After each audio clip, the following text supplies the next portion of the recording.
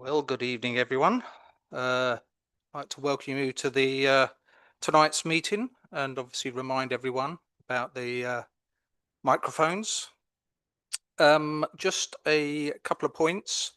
We've got an extraordinary general meeting booked in for the 20th of August.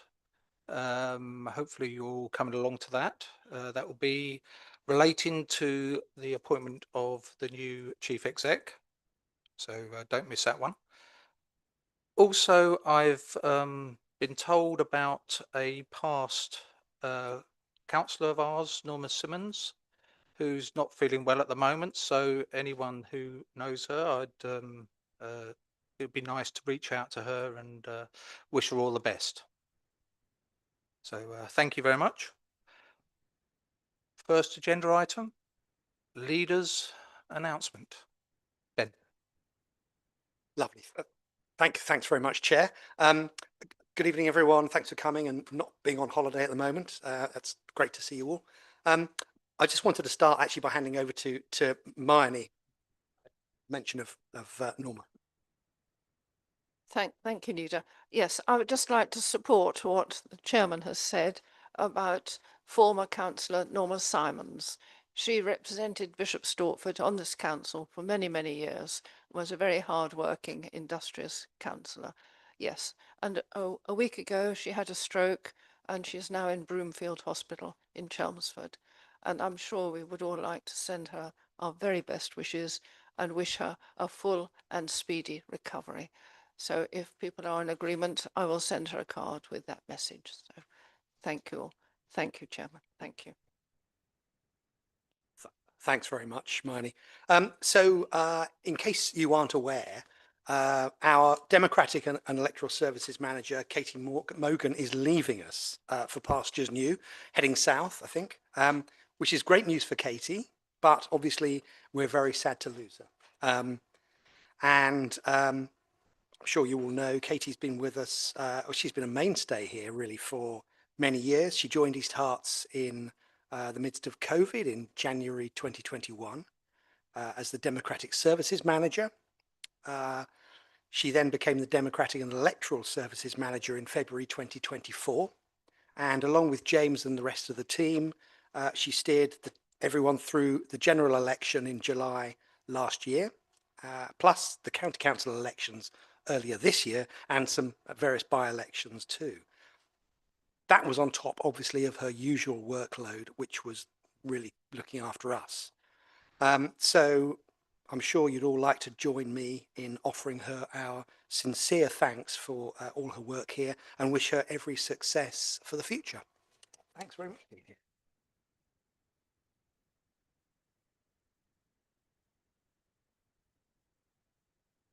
Lastly, I know some meetings are continuing through the summer, through August, but I hope you all do get a chance for a good break over the summer.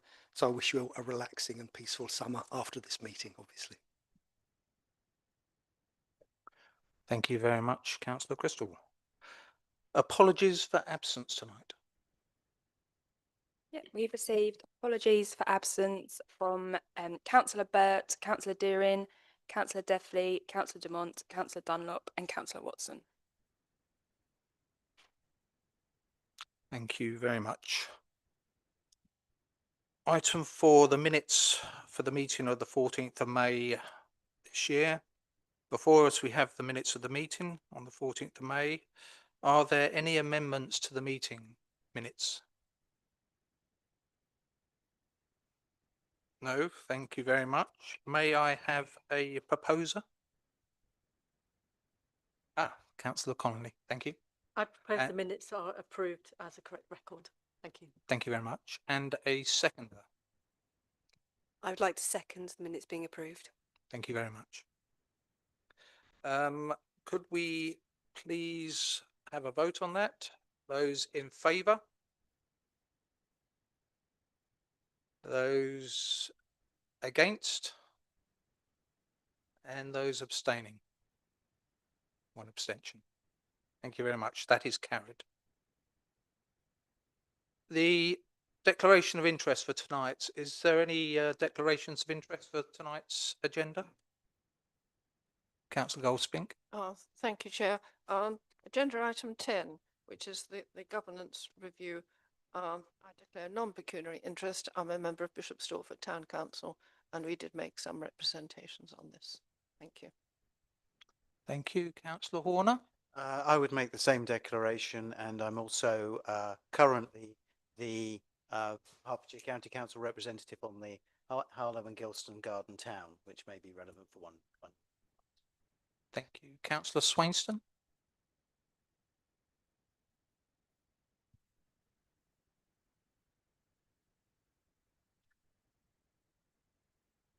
Councillor Bull.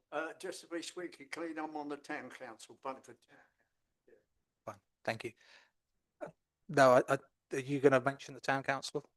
Yeah. Well, I'm not sure we need to, do we? I was just going to comment that we can take it as read that the dual hatters here are on the various town councils that are going to be captured by that item, so it's fine. You don't need to make a declaration. Thank you very much. On that basis, we have some petitions tonight. Two of them. You have 3 minutes each. The relevant executive member will respond to them. There will be no debate about this, but the relevant ward members may speak if they so wish. Okay. So the first point then, I understand, is Councillor Jacobs for Save Havers Shops from closure. Thank you, Chair. This petition was drawn up by Bishop Stortford residents living on the Havers estate. We've asked me and Councillor Estop as their councillors to present the petition on their behalf. Just to be clear, it wasn't initiated by us, but we do support the aims of the petition. The context, councillors may be aware that earlier this year, the executive decided to sell the parade of shops it owns on Elizabeth Road. The shops are known locally as the Havers shops. That decision prompted concern among residents that the shops themselves are at risk. In subsequent discussions, we've been assured by executive committee members that whoever buys these shops, the planning process will protect the existing businesses that are renting the premises, and it will not be possible for a developer to simply bulldoze the site and build flats on them. We're also very keen to protect the green spaces on site, which have been included as part of the sale, wrongly in our opinion. The petition makes a powerful and passionate case for local shopping parades and presents a number of suggestions as to how the council could help them, including offering tax incentives to local business owners, reducing rental rates and promoting community initiatives that encourage shopping locally. Whilst we don't expect in response to this petition a fully developed plan to be submitted to council at this stage, we do urge the administration to take the message of this petition to heart and do what they can to save our shops. We would welcome further discussions with the relevant executive member on this issue. Thank you. Thank you very much, David. Does any other ward councillors wish to speak on it, or Councillor Estop? Just to say that I'm with what Councillor Jacobs has just said. Thank you very much. Is that you, Carl? So Councillor Britton. Thank you, Chair. I'd like to thank residents for presenting this petition, and to Councillor Jacobs for presenting it at the meeting, and to all those that have signed it. I'd like to open by saying that I'm in wholehearted agreement with the principal points of this petition, and I hope all councillors within this chamber support it too. Local shops are an invaluable local asset, providing local employment and services, a sense of community, and reduce the need for car journeys. The Havers shops are clearly very well located to serve the local community. The title of the petition is Save Havers Shops from Closure, and I'm delighted to say that the council has no plans to close the Havers shops. What has been decided is that the council is going to sell the property. We are currently working with our agent to agree marketing details, and the parade will be offered to the market within the next few weeks. Since the decision to sell the property was announced, we have been approached by 8 different parties who have expressed an interest in buying the parade. I understand that all 8 of these potential buyers are seeking to purchase the parade as an investment, looking to retain the tenants and re-let the empty shops. None of the parties have indicated they will be looking to demolish the property and redevelop the site, although of course they may decide to do so at a later date. However, the age and condition of the properties mean that some kind of refurbishment is probably needed soon, which may have an impact on the businesses. The petition is also posing the question of whether the council can protect local businesses. Probably the best way to do this would be to retain ownership and thus retaining control of rental rates. But unfortunately, the weakening of local government is making this progressively more difficult. Parades such as this one were built post-war, along with the council houses they were designed to serve. Once the council houses around them were sold off, this led to councils owning retail properties scattered around the district. Whereas maintenance would previously be contracted for the entire property portfolio in an area, the loss of the houses significantly increased the cost of managing the shops due to lack of economies of scale.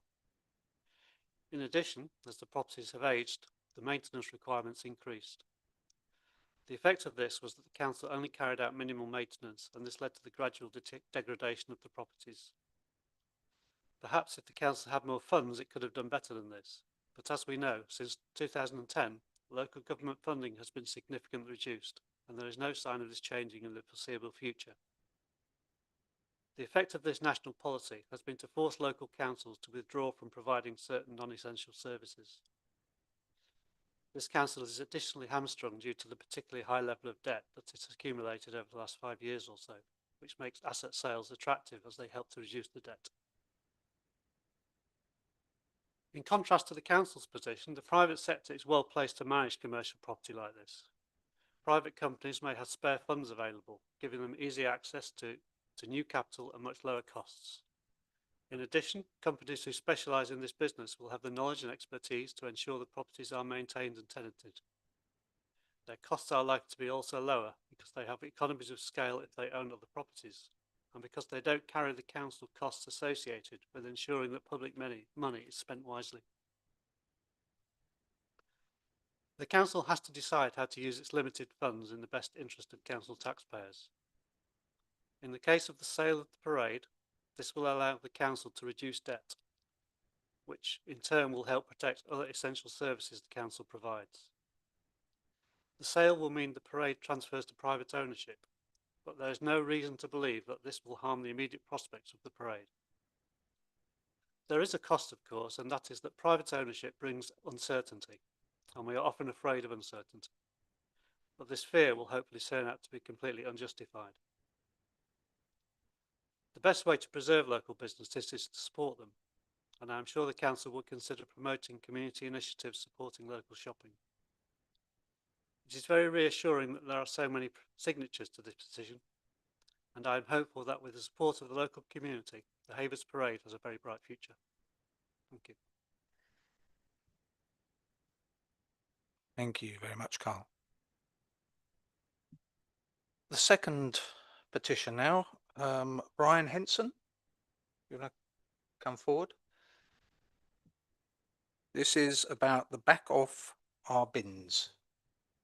So you have 3 minutes if you want to. Thank you very much, Chairman, and thank you, members, for your time.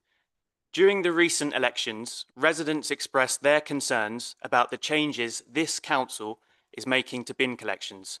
That is why we started this petition. When the previous council started looking at the simpler recycling principles, the government guidelines had not been finalised.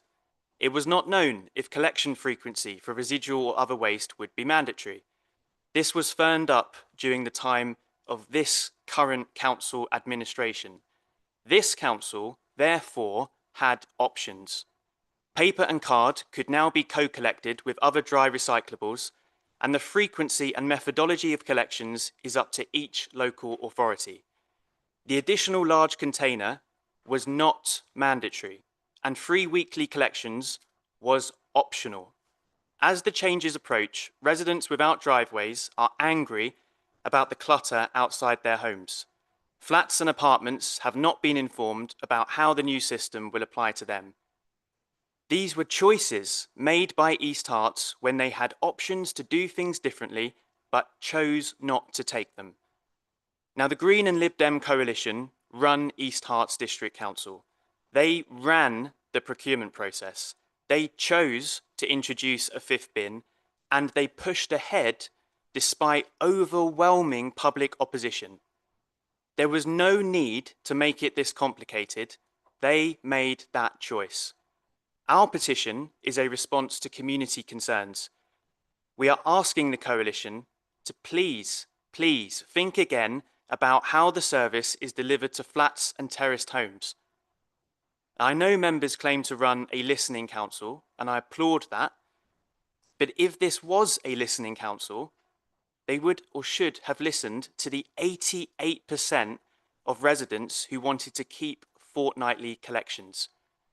I appeal to the integrity of the members here, and I know, having been approached by Green councillors on Hertford Town Council, where I sit, that there is real unease about how this scheme is being implemented. So please, I urge you, on behalf of the nearly 500 people who signed our petition, please put aside ideology, please lay aside ego, and on behalf of all of those residents, please start listening to the people of this district. Thank you. Thank you very much, Ryan. So is this you, Tim? It is. Certainly. Councillor for Sustainability. Thank you. And many thanks for taking the time to collect and present this petition, which dates from March and April this year. Votes made in that, or signatures made in that period. I think it's worth making a few clarifications to some of the assertions made within the wording of the document. Firstly, the so-called disastrous new bin collection policy was discussed and approved by the then Tory-run administration of East Herts and was led by the then Tory member for Bishop Stortford, Thorley Manor, who of course has since moved his allegiance to Reform UK. The public consultation process was run by the previous administration in 2022, immediately prior to the debate and final decision at the executive in October 2022. And I'd encourage you to go and look back and watch the executive meeting. There was one question asked, even though councillors not on the exec were present.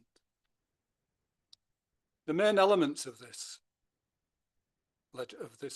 policy reflect the legislation passed by the previous Tory central government on simpler recycling legislation, that is, the law of the land.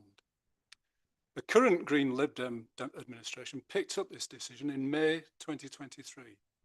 However, having said that, this administration is fully behind the result. It's the right approach, it's the right thing to do. Within East Herts, we currently throw away more than we recycle, and that is simply unsustainable. The express intention of all these changes is to increase our recycling rates and therefore reduce the amount of waste that goes to incineration.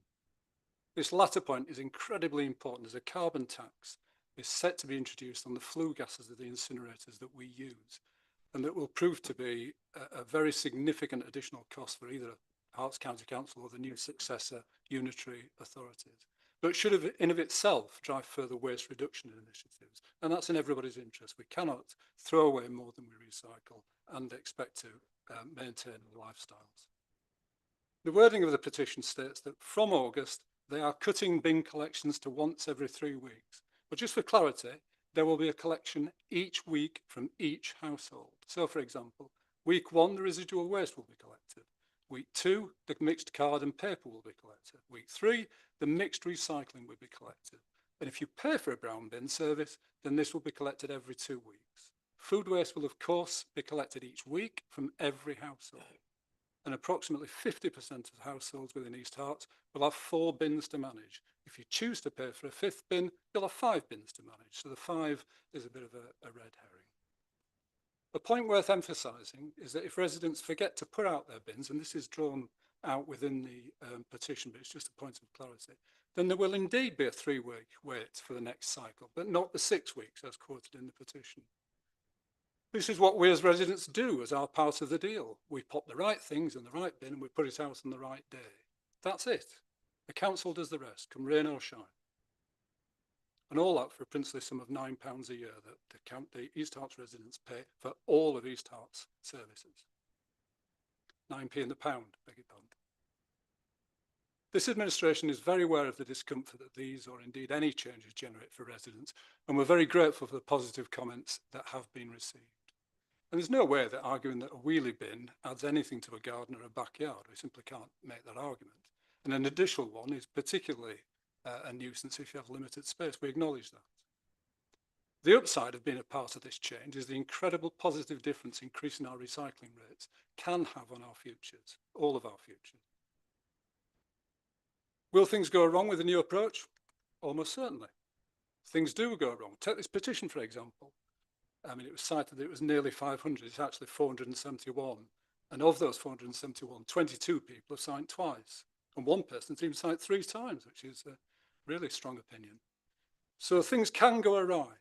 And we are currently servicing more than 107,000 properties. And so, yes, things may not go smoothly over the first few weeks. Our plea to residents and you as their representatives is that we support the waste team in their endeavours and help make it the success that we know we will benefit from years to come. The current changes will soon become the new normal. Thank you. Thank you very much, Carl. Ryan, I mean, you're obviously not sitting there, but you're free to stay here if you want. So, thank you very much. Public questions? I don't think we've got any public questions today. We have now item 8, the members' questions. 3 questions have been submitted. I'd like to obviously remind people that the both question and the responding executives, we need to be complete within 15 minutes for all 3 questions. Keep things succinct. This will be written anyway. A proper response will be written later. So on that basis, could I invite Councillor David Jacobs to ask his first question? Thank you.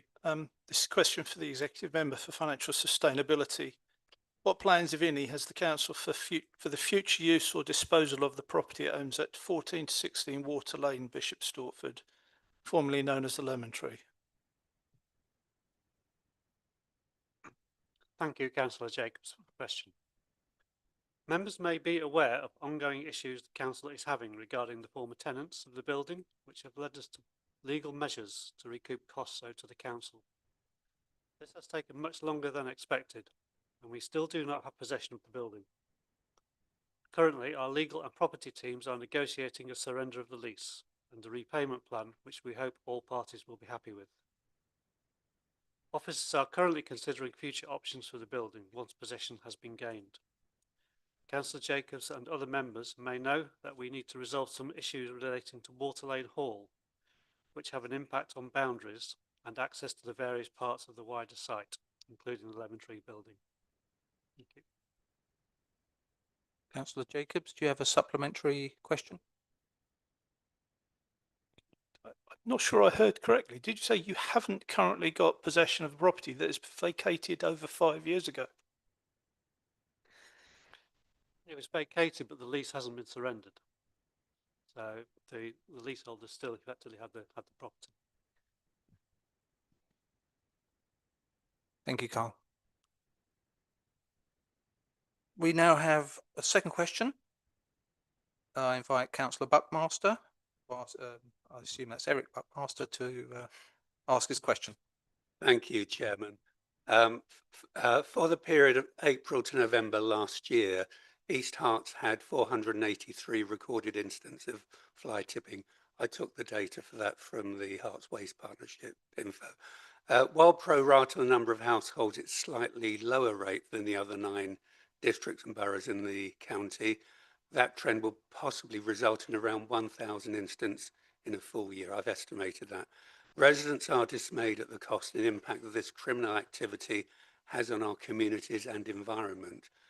So my question is, does the council have sufficient staff to respond to these occurrences and enforce against the criminals alongside other partners such as the Environment Agency and police? Thanks, Chairman. Tim. Thank you, Chair. And thanks, Eric, for your question about the issue of fly tipping. It's something which I know our residents are quite rightly very concerned about and shared within this chamber. So just trying to build out a little bit. With regards to local picture, we submit figures, the nationally collated statistics for the whole of 24-25 are now available. So these figures show that the total number of fly tips in East Herts as being at 761, which is significantly lower than the 1,000, but even so, it's an extraordinarily large number. So a couple of points to make under that. East Herts is one of only three Hertfordshire districts to report fly tipping incidents of under 1,000, so that's quite an achievement. And then a couple of ways of looking at this. Given the size of our districts, it's worth looking at the number of fly tips per square mile. We're a big square area. Our rate of only 4 fly tips per square mile is by far the lowest in the county, with the next lowest rate being in Three Rivers at 13 fly tips per square mile. In the most urban districts, Stevenage, Watford, which have the highest level of fly tips per square mile, which understandably. Also of interest is that we share with Three Rivers the lowest level of fly tipping per head of population. I'm not suggesting our population fly tips, but we've got the lowest per head of population at 5 fly tips per 1,000 residents, as opposed to 34 for Stevenage and 25 in Welwyn Hatfield. Third way of looking at it, and it's perhaps the most potent one, is in 24-25, the East Herts Council issued a fixed penalty notice for 1 in every 14 fly tips. Fly tips in East Herts are more likely to lead to a fixed penalty notice than elsewhere in the county, with other district rates of penalties ranging from 1 in 17, so slightly more than ours, to as infrequently as just 1 in every 765 fly tips in one of the other districts, which will remain nameless, but I can tell you outside the meeting. What can we put these figures down to? One might question whether it's due to underreporting. Underreporting it becomes fairly obvious if a fly tip stays there. So I think underreporting is probably something we don't suffer from. We react very quickly, and if you've ever been responsible for reporting one, you'll notice that they disappear. We take them out as quickly as we can. So I don't think underreporting is an issue. With regard to his question as to whether we have sufficient staff to effectively deal with and discourage fly tipping, members may be aware, probably will be aware, that the officer who spent a considerable part of their time tackling fly tipping left the council at the end of last year. Since then, officers have been charged with delivering a saving arising from the officer leaving, but that's still an open question, depending on performance, by making the reporting of fly tips more streamlined and amending the remit of existing officers. And this includes drawing on licensing officers' expertise in preparing legal action, as they regularly do in connection with unlawful behaviour on taxis and licensed premises. A revision to how people can tell us about fly tips now sees online reports being swiftly picked up by corporate support staff. So there's more than one email for it to go to, which is making sure that they get picked up quicker. And that happens so that we can get our contract out to site immediately, or call out council officers or I guess, in a timely way to assess whether any evidence is on site that we can use for a fixed penalty notice. Having said all that, this is a constant battle. And I'd like to assure Councillor Buckmaster and all members that we have the resources to continue to take a robust and effective approach to fly tipping, which means hopefully that our residents can enjoy some of the lowest levels of blight from this antisocial behaviour. Thank you. Thank you very much. Eric, do you want to supplement? Yes, please. Just some more background, really, if I may. And thank you. It's good to hear that. And we've actually worked together across the Herts Waste Partnership in the past, and it is a big issue. The reason for my raising the question now, for the benefit of members, is some may be aware of the situation in Standon recently, where a fly tipper was caught red-handed, and the police were involved. And my understanding from that is that their powers to act are limited when it's a first offence. And I've had discussions with the police around this. And even a second offence within 12 months, it could be a caution. Now, as you rightly said, Tim, the council has the ability to impose fixed penalty notices, and I think we can go up to £1,000, although the average is around 350. So my request really is let's keep up the pressure. If we can have some discussions with the police and other agencies to ensure that we collaborate and actually do all that we can to ensure that where people are caught and where they're being processed, that everybody knows, and we have to then deter this as much as we can. So really, let's all work together to try and get rid of this. I agree and take that on board. It's an incredibly frustrating space, this, for everybody involved, apart from the criminals, I guess. The fixed penalty notice, there's a lot of gaming goes around that, because you can go to court, make an appeal, and invariably you'll come away with a figure which is less than the fixed penalty notice. So guess what people do? They just go down that route each time. So there's an argument that we should increase the minimum charge that a court can issue so that it is in excess of the fixed penalty notice, and therefore act as a further discouragement. But I'll take your points. Thank you. Thank you very much. It's supposed to be a question, by the way, but don't worry about it.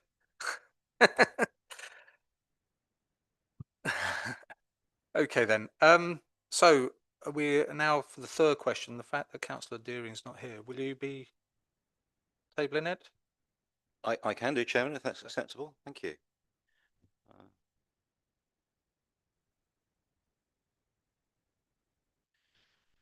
So thank you. So this is a question from Councillor Bob Deering to Councillor Vicky Glover-Ward.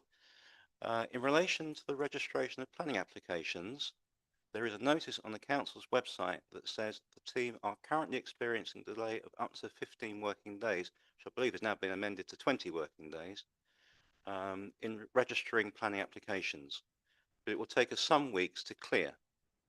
We are all conscious of the untimely loss of a key officer, but are there other reasons for the current delay, and when will the backlog be cleared? Thank you. Thank you, Councillor Williamson, for standing in for Councillor Deering. And yes, you're right. The wording on the website has changed. So, were Councillor Deering here, he would be able to confirm that exactly the same question was asked by email about 3 weeks ago by Councillor David Jacobs, and I gave a full reply about the sad circumstances that have led to the issues in the planning validation team. However, now that this has been chosen to ask the same question publicly, I will provide a public answer despite the very sensitive nature of the issue. The planning validation team comprises of 4 officers, 3 full-time officers, including the manager, and 1 officer working part-time. This is after 1 full-time post was deleted from the team as part of the Council's financial saving plan last financial year. In the last 5 months, the team has been impacted in an absolutely unprecedented way. Paul Burt, the manager of the team, sadly passed away at the end of March. This was unexpected and hit the wider planning team as well as the validation team, because Paul was also a linchpin for team morale due to his warm personality, in addition to his 19-year service at East Herts and also being the long-standing leader of the validation team. Paul was also a crucial part of the validation team in terms of his experience and knowledge. He was the go-to person for all queries and the business management of the team. Both the validation and wider planning team are still mourning Paul's loss and missing his experience and leadership. Paul's post remains vacant. In the past 6 weeks, and as a direct result of Paul's passing, 1 member of the validation team no longer felt able to continue to work for East Herts. That officer, who had over 20 years' experience of planning, left the authority at the beginning of June. The other 2 planning technicians are also on long-term sick leave, but I'm unable to elaborate on the reasons behind that leave, as it is private and confidential. I can, however, say that we have no definitive timescale for these officers to return to work, and combined they have over 30 years' experience in planning. There are therefore currently no permanent members of staff in the planning validation team. The team has permanently lost 39 years of experience and temporarily a further 30 years. Given the national scarcity of qualified planning staff, we will be lucky if we can recruit officers with 5 years' experience. We have recruited additional staff to work in the planning technical support team to assess applications as they are submitted and manage the workload. As I advised all political group leaders last week by email, as of Monday, we have 4 new members of staff who are quickly coming up to speed with validation requirements. Additionally, planning officers from other teams are validating some cases and continuing to determine applications as quickly as possible. The work of planning technicians is not a straightforward administrative role. They are technical roles which require a very good understanding of the planning process and the rules and regulations about what needs to be submitted to make an application valid to allow it to be determined. As such, not only is a new staff selection important, but the team has to ensure that appropriate training is given to new members, along with ensuring that proper processes are in place. In addition to the banner on the website, the team has written to the regular agents who submit applications explaining the delays in validation. The team continue to field numerous calls throughout the day from our customers, and some time-sensitive work does have to be prioritised. This is an absolutely extraordinary situation that was impossible to foresee, but I can assure members, if this has not been communicated via their group leaders, that both the validation team and wider planning officers are pulling together and doing all they can to rectify the situation. I must also stress that the loss of staff, which is an approximate 8% reduction in staff across the entire planning team, relates to the validation of applications, and at present it is not affecting the normal timing of decisions on planning applications. The latest quarterly figures that are sent to central government indicate that the planning team are meeting the key performance indicators. However, just to manage expectations, there might be a slight knock-on reduction in performance associated with the delays in validation of applications, but the planning team are communicating issues back to applicants and agents. Through a combination of targeted clearance days and other measures, the team anticipates being back to normal levels of turnaround by early to mid-autumn. I have to say that I'm extremely disappointed that this sensitive question has been asked in such a public forum, particularly since Councillor Jacobs has already asked the question in a more appropriate way and the answer was sent to all political group leaders. Whilst the member question acknowledges the sensitivities around the sad passing of a highly valued colleague, it does not acknowledge the difficulties that such a close-knit team faces in coming to terms with that loss. I have regular, scheduled and ad hoc meetings with both the Director of Place and the service managers about operational and strategic matters, including this matter. And I can assure members that seeing the team spirit of the wider planning team all pulling together to manage and resolve what is an unprecedented situation has been inspiring and makes me proud to be involved with such a dedicated and professional group of individuals. Now, do you have a follow-up question? Technically, we don't allow follow-ups when the original person's not here. So. Thank you for the clarification, Chairman. Thank you. Sorry about that, Jeffrey. Thank you, Vicky. Go on then. Thank you. I mean, it was never the intention to touch any raw nerves. We do understand the sensitivities of the situation. I think we were merely just trying to understand if there are any other factors outside of the personnel issues that may be impacting on our ability to validate applications. But I think the answer we've had this evening has explained that. So thank you. Thank you, Jeffrey. On agenda item 9, it's probably the largest item that we have tonight, this evening. This relates to the executive on the 3rd of June and the 8th of July. May I invite the leader to present the report? Thank you very much, Chair.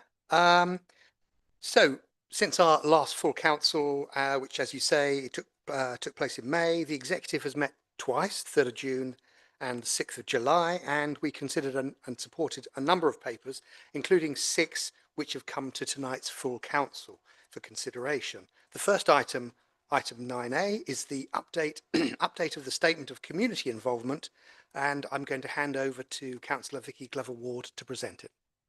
Thank you, Leader. A Statement of Community Involvement, or an SCI, is an evolving document that must be updated at least every 5 years to meet the Planning and Compulsory Purchase Act 2004 as amended. An SCI simply sets out how the Council will consult with the public on planning matters. The previous SCI was adopted in 2019, and this report seeks adoption of an updated version as found in Appendix A of the report. This review of the SCI has provided an opportunity to update the document to align with the Council's current priorities, policies, objectives and procedures. The SCI aligns with the Council's LEAF priorities in the corporate plan and our core value of being a listening council. These are both particularly pertinent to the SCI as they provide a strong focus on the Council being open and transparent, whilst promoting listening and engaging with the community in a fair and inclusive way.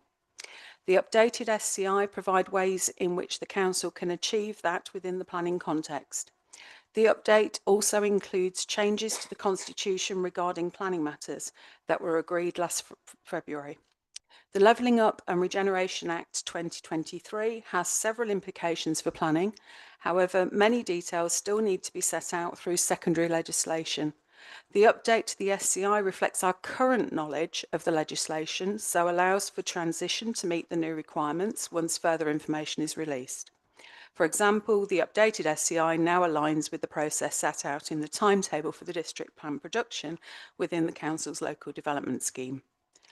The main changes to the SCI update are detailed in the report, but in overview, this includes more information on the principles of consultation and how the Council would implement those principles within our planning engagements, more details on potential consultation methods and how digital technology may be used within the planning consultations to help make them more accessible and efficient, an engagement strategy template to support preparation of planning policy consultations, clearly setting out who will be consulted and how each consultation will be conducted, and a new section for the neighbourhood plan reviews explaining how that process works and how communities can get involved.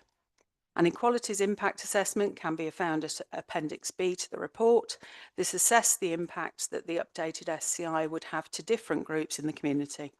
The impact was found to be generally positive to those who live and work in East Herts because it encourages engagement with different groups at various opportunities in the planning process, giving a greater chance for all groups within the community to be heard. Once adopted, the SCI before you today will replace the October 2019 version of the document and will be published on the Council's website. So, I would like to propose that, as detailed on page 33 of the agenda pack, that the Statement of Community Involvement 2025, as detailed at Appendix A to the report, be approved for adoption. Thank you. Thank you very much, Vicky. Can I have a seconder, please? Councillor Swainston. Thank you. I'd like to second the proposal that the council adopts this new statement of community involvement, and I'll reserve my right to speak. Thank you very much. So just relating to questions, I'm sure people have got questions and comments relating to this. I think what we'll do is we'll ask all the questions and then Vicky will summarise, I suppose, and reply. So any questions or comments, please? Councillor Jacobs. I think this is a comment rather than a question, but we'll see. It's in relation to section 6 of the Statement of Community Involvement with respect to consultation on planning applications. And in that regard, I wanted to talk about the planning portal because that's the primary way in which constituents, residents can comment on planning applications. In fact, it's probably the sole way. And it can present a number of challenges. Any one of us who's used the planning portal will sometimes find ourselves facing hundreds of documents, many of which will be named confusingly, opaquely, and it can be very hard for us to identify the key documents that we need to refer to. And if there is a way in which those documents, that the essential documents can be flagged in some way, I think that would be extremely helpful. I do recognise the planning portal is not our product, it's something we use, and so we can't make changes to it, but we can make changes to the way we use it. There's also a problem with the way documents are used, that very often we find documents don't display clearly on a computer screen. And a recent example that we dealt with in Bishop Stortford was in relation to a reserve matter planning application where some trees were being considered for removal. And it was extremely difficult from the documents that we had to identify which trees were due to be cut down and which weren't. So I'd like to encourage this council to adopt the principle that if a document can't be read clearly on a computer screen, then it shouldn't be accepted as part of the planning validation process. I'll leave it there. Thank you. Thank you, Councillor. Councillor Walcombe. Thank you, Chair. I'm confused by this document. In paragraph 2.2 on page 37, it says that the Levelling Up and Regeneration Act 2023 has told us that we no longer need an SCI. And so why are we considering this one if it's going to become a redundant document? However, I think the document is excellent and it should be adopted, especially as we heard from our questioner earlier today, that this is supposed to be a listening council and the SCI actually establishes how we do that. So that my question is, are we going to continue to prepare and deliver SCIs for the constituents that we represent? My second question is that Appendix B in the document gives an excellent overview of how the district plan will be consulted upon. And I wonder if this is actually the plan that is going to be adopted, and if not, how it's going to be adapted and how we as councillors can have input into the plan for the consultation on the district plan. So 2 questions. Thank you, sir. Thank you very much, David. Any more questions or comments? No. It's over to you then, Vicky. Thank you, Chair. In regards to having to put your comments in over the portal, you can also put comments in via the planning generic email, which is, I believe, planning@eastharts.gov.uk, or via any councillor, because if any councillor receives comments from a member of the public, they should be sending them on to, about a planning application, they should be sending them on to the planning department. I get quite a lot and I do pass them on. In relation to flagging up key documents on the portal, I will take that away and talk to officers about whether that is possible, and come back to you on it.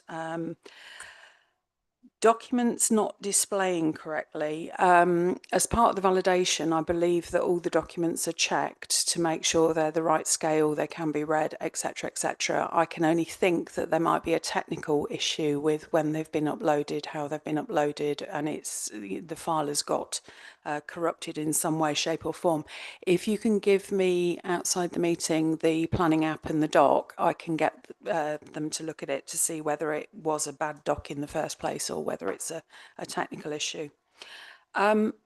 I'm unsure of the 2 questions from Councillor Walcombe. I can't find a para 2.2. All the paras seem to start with 1, so I'm not sure where the comment about Laura came.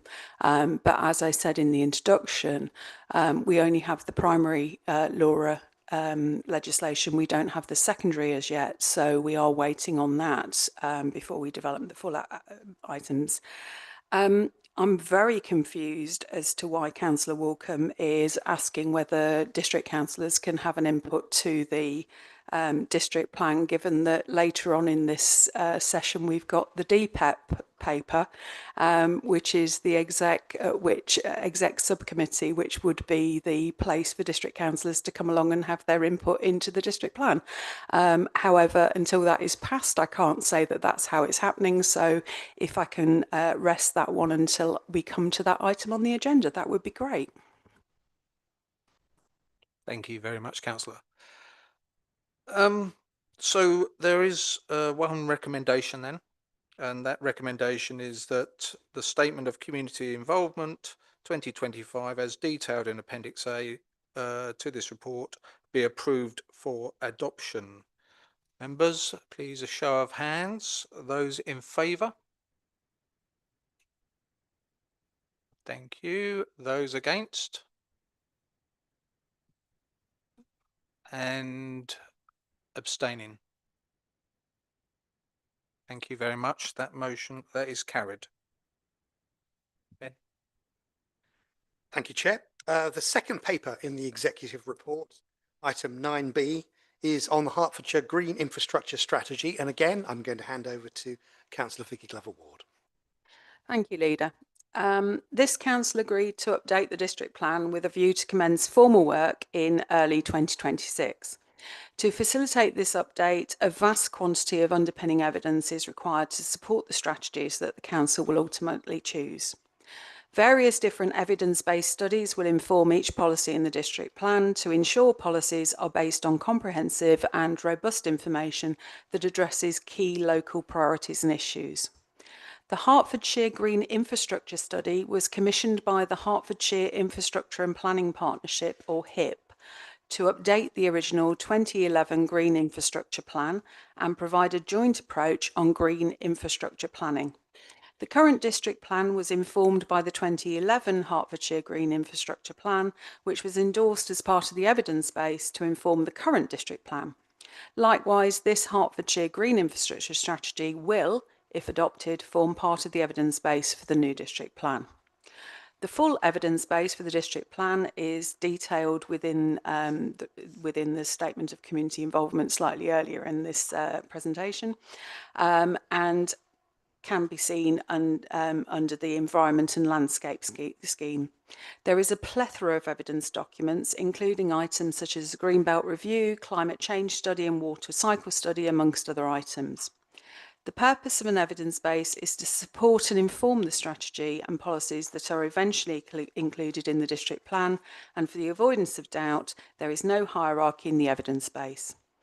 The Hertfordshire Green Infrastructure Strategy provides a strategic framework for considering green infrastructure within the district and covers 6 main GI themes. These are a resilient landscape, including sustainability and remediation, heritage and a sense of place, nature recovery, under which the Hertfordshire Nature Recovery Strategy, which is out for consultation at the moment, would sit, access and connectivity, the water environment, and people, health and well-being. These are detailed within the agenda, but as you can see, green infrastructure is multifunctional with a range of benefits for people, nature and the climate, which underlines why it is so important it is conserved and enhanced in East Herts. The strategy presents an overview of the strengths and weaknesses of Hertfordshire's current green infrastructure network and identifies strategic priorities and actions to restore and improve green infrastructure in Hertfordshire. It is officers' view, and I concur, that the strategic analysis and actions in the Hertfordshire Green Infrastructure Strategy provide an overarching framework that can usefully inform the new district plan, alongside other relevant documents and strategies that will impact the policy approach to green infrastructure in the district plan. Therefore, now work has commenced on collating the evidence base, it is recommended that the strategy is agreed as part of the district plan evidence base.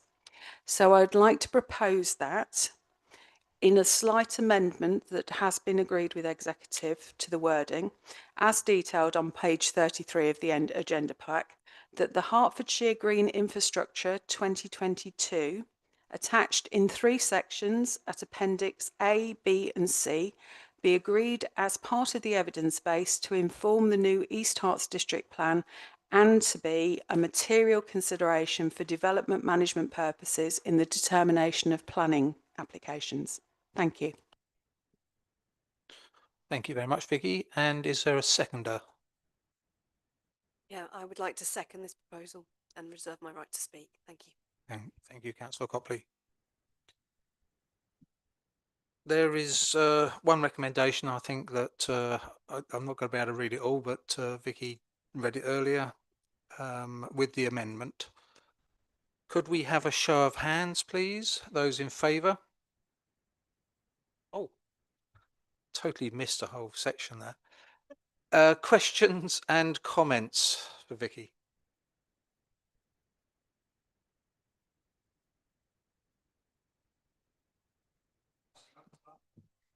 Yes, well, then that's it then. Well, thank you very much.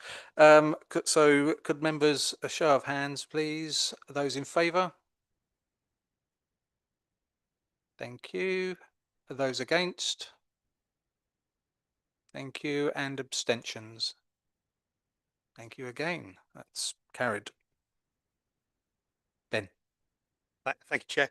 The third paper, item 9C in the executive report, is on the membership of the District Plan Executive Panel. So this is for you, David. And again, Councillor Vicky Glover-Ward will present. Thank you, Leader. As we've already heard, the Council has agreed that a review of the adopted district plan should be undertaken. The process of preparing a district plan is a lengthy and complex exercise, but is essential to provide plan-led development. The process of updating the district plan, which can take several years from start to finish, requires a wide range of supporting evidence and is subject to public engagement and independent examination through various stages and procedures that are set out in law. The current adopted district plan was enabled by a District Plan Executive Panel, also called DPEP, consisting of a subgroup of members whose remit was to make recommendations to Council via the Executive on matters associated with the district plan. The intention, as set out in the agenda, is to reconvene the DPEP in advance of formal work on the new district plan starting in early 2026. There is an ongoing and continuous need to inform members of progress both on the plan's preparation and on feedback from the community. That will increasingly become part of that preparation. This could become time-consuming for the executive meeting, which clearly needs to consider other council business as well and may not allow for members to really drill down into the details of the whys and wherefores relating to a particular issue. DPEP will allow for a full consideration before items then recommended to the full executive and or full council. 3 executive members will sit on DPEP, with all other members able to attend open sessions so everyone can have a full input to the discussion and so that all members can question planning policy officers on the pros and cons of an issue. DPEP allows the flexibility to convene meetings which are open to the public, with agendas and minutes made available on the Council's website. Any items considered by the DPEP will be presented to Executive and full Council. So I'd like to propose a motion as detailed on page 33 of the agenda pack that Council agrees that the District Plan Executive Panel is reconvened as a subgroup of the Executive for the specific purposes of advancing the new district plan.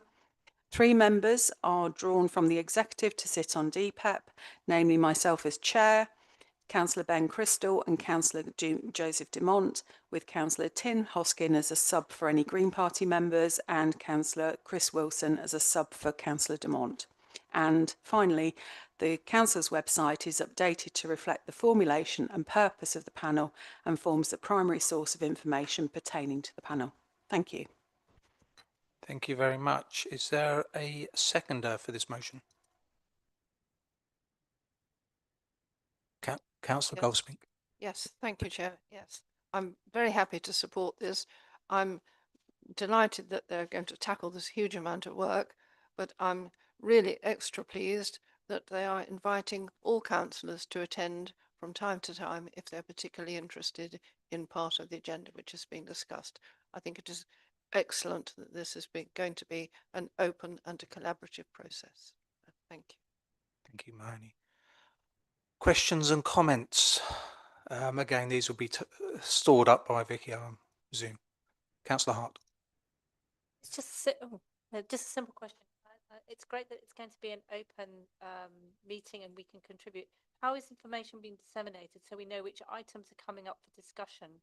Because sorry, Councillor, can you talk? I just wondered how the information was going to be disseminated so we knew which items were coming up for discussion so that we could, you know, express an interest and come and attend. How's that happening? Yes, she'll answer at the end of the questions. Thank you. Councillor Buckmaster. Thank you, Chairman. As a previous member of such a panel, I can confirm it works the way Councillor Glover-Ward has described. It is not interactive, but it gives the ability for members to ask all of the questions that occur to them, and particularly on behalf of their residents. There's an awful lot of reading because a lot of it is quite technical, but the officers are there, so it's a kind of a double act between officers and exec members to then provide the answers. So it is the right way to go. Thank you, Chairman. Thank you. Any more questions or comments? Councillor Estop. well, just to welcome this really. The alternative would be a committee, sort of policy committee. But the most important thing is that there's member involvement and member leadership of this process and openness. So that's good and is welcome. Thank you very much. Any more questions, comments? No, over to you, Councillor Vicky Ward. Thank you. And thank you, Eric, for confirming that this is how that I've outlined how it works, and that is how it works. Chris, in answer to your question, I would expect that we would be publishing agendas in the normal way as we would for any council or exec meeting, and I believe they go up 5 working days in advance, and so therefore it'll be disseminated. I am trying also to comply with the requirements that were passed at either the last council or the one before, where it was asked that exec members put little notes in MIB to say what we've been working on and what's coming up. And I have been trying to do that, although I haven't done it for the last 3 weeks, mostly because there hasn't been huge amounts of strategic stuff coming up, except for this. But you know, today's a bit of a marathon, and I think you all knew what was coming up because it's been through 2 execs. So yeah. The microphone, yeah. It's asking a supplementary question. No, Chris, it's only one question, I'm afraid. Right. Sorry about that. I wanted to clarify one thing. I just wondered if you can do earlier than 5 days, because it doesn't give you very much time, 5 days. So is it possible? Because it's just if we wanted to represent our Chris, honestly. I'll email you. Do it later, yeah. Thank you. And it was only Eric's, I suppose, afterwards. But that was a comment, wasn't it? There was no question there. Excellent. Thank you very much for that, Vicky. On that basis then, the recommendations, I won't read it in verbatim, but it's about the panel being reconvened, the membership and the website being updated. Could I have a show of hands, please, those in favour? Thank you very much. Those against? And any abstentions? That is carried. Ben. Thank you, Chair. So the 4th paper, item 9D, is on the Gilston Area Monitoring Framework. I wasn't able to attend the last exec committee meeting where this was presented, but I know there was a good discussion around this paper, so we might have that again. Again, over to Councillor Vicky Glover-Ward to present. Thank you, Leader. As members will be aware, the Council granted planning permission in January 2025 for 10,000 new homes in the Gilston area, alongside provision for 2 major new roads and bridges and the many facilities required for neighbourhoods to thrive. The proposals are of a scale and complexity previously unseen in East Herts, and policy DEL4 of the district plan requires the Council to monitor its progress annually. The Section 106 agreement associated with the planning permission also contains monitoring obligations for the provision of data and information to assist in decision making relating primarily to education, transport and travel planning, and also economic development. There are also triggers and milestones for the delivery of on-site infrastructure and the payment of financial contributions towards the provision of off-site infrastructure. To provide a structured approach to the monitoring and delivery of the development, a monitoring framework has been developed. A review group comprising of officers from East Herts Council and Hertfordshire County Council, in addition to those required in the Section 106 agreement, will ensure the coordination and oversight of the various monitoring activities. This group is not a decision-making body, but a means of ensuring that there is coordination and oversight between the 2 Section 106 signatories, East Herts and the County Council, and allows discussion of all aspects of the development between the bodies responsible for monitoring and, in some instances, for delivery. The 2 authorities have obligations in the Section 106 agreement, both as individual bodies and in collaboration, and it is important that officers have a safe space in which to conduct these coordination and oversight meetings. The monitoring framework sets out the Council's approach to how information about the progress of the development will be publicised and shared with local communities and other key stakeholders.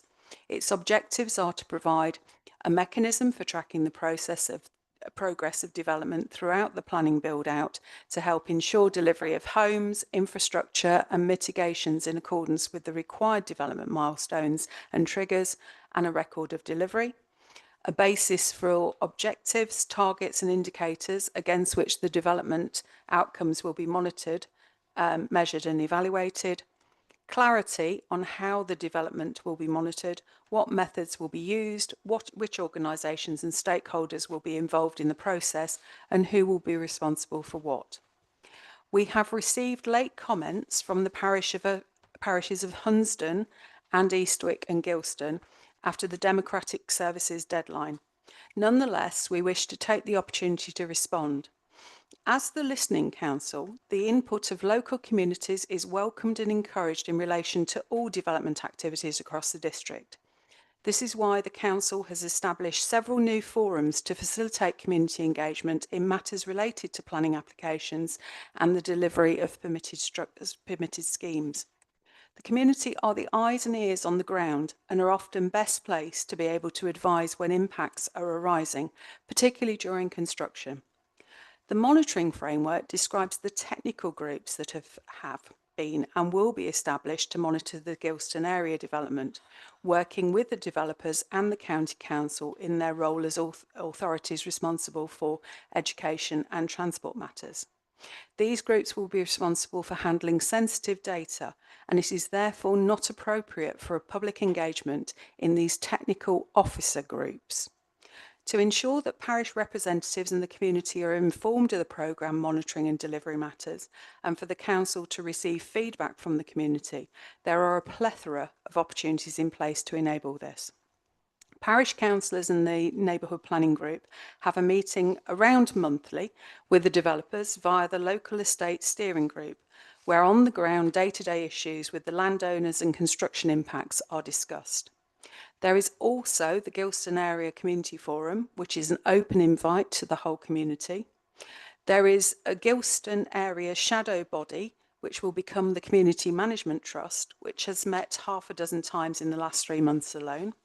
The Shadow Body includes nominated members of each parish, and this group discusses anything relevant to the development, not just stewardship or governance matters.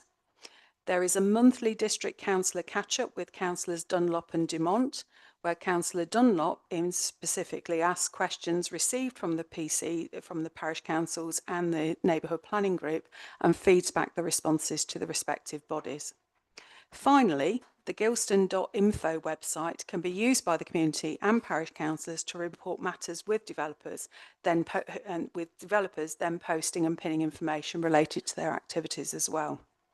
As is set out in the framework, annual reports will be prepared and officers are in the process of preparing material for the East Herts website outside the planning application portals to track the milestones in the Section 106. The tracker will be updated as appropriate, so it remains a live document. This is outside normal practice and will require officer resource, but the Council recognises the desire of the community in this regard after questions from Councillor Dunlop at the relevant executive meeting. It is also worth stating that notwithstanding these different activities, normal regulatory requirements will continue to apply to the Gilston area development. This means that when applications are made, consultation is carried out with statutory consultees, neighbours and interested parties as applicable to each type of proposal. If there are issues arising that require changes to the legal agreement, this would require an application and consultation will be undertaken. It's also worth noting that while the parishes are statutory consultees, this covers the application process. It does not extend to monitoring ongoing development. In line with monitoring on other schemes, we will not extend representation on the delivery and monitoring group to include councillor representatives nor the parishes, as this is primarily an officer group. But there is an abundance of communication channels for the parish councils and residents who are most affected by the Gilston area development, and we thank them for their continued engagement. As such, and as detailed on page 34 of the agenda pack, I would like to propose that the Gilston area monitoring framework attached at Appendix A be endorsed. Thank you. Thank you, Vicky. Is there a seconder for this proposal? Yes, Chair, I'd like to second this and I reserve my right to speak. Thank you. Thank you very much. Open to the forum, Councillor. Thank you, Chairman. And thank you for Councillor Glover Ward for the extensive explanation of the process. Yes, she did mention the representations from the two affected parishes. I'll just reflect on the last part of the letter that was sent, and I'm sure you'll respond to them directly. Basically, it's important the two parish councils have a direct participation and an effective voice on the delivery and monitoring group as local representatives of the residents who would be most affected.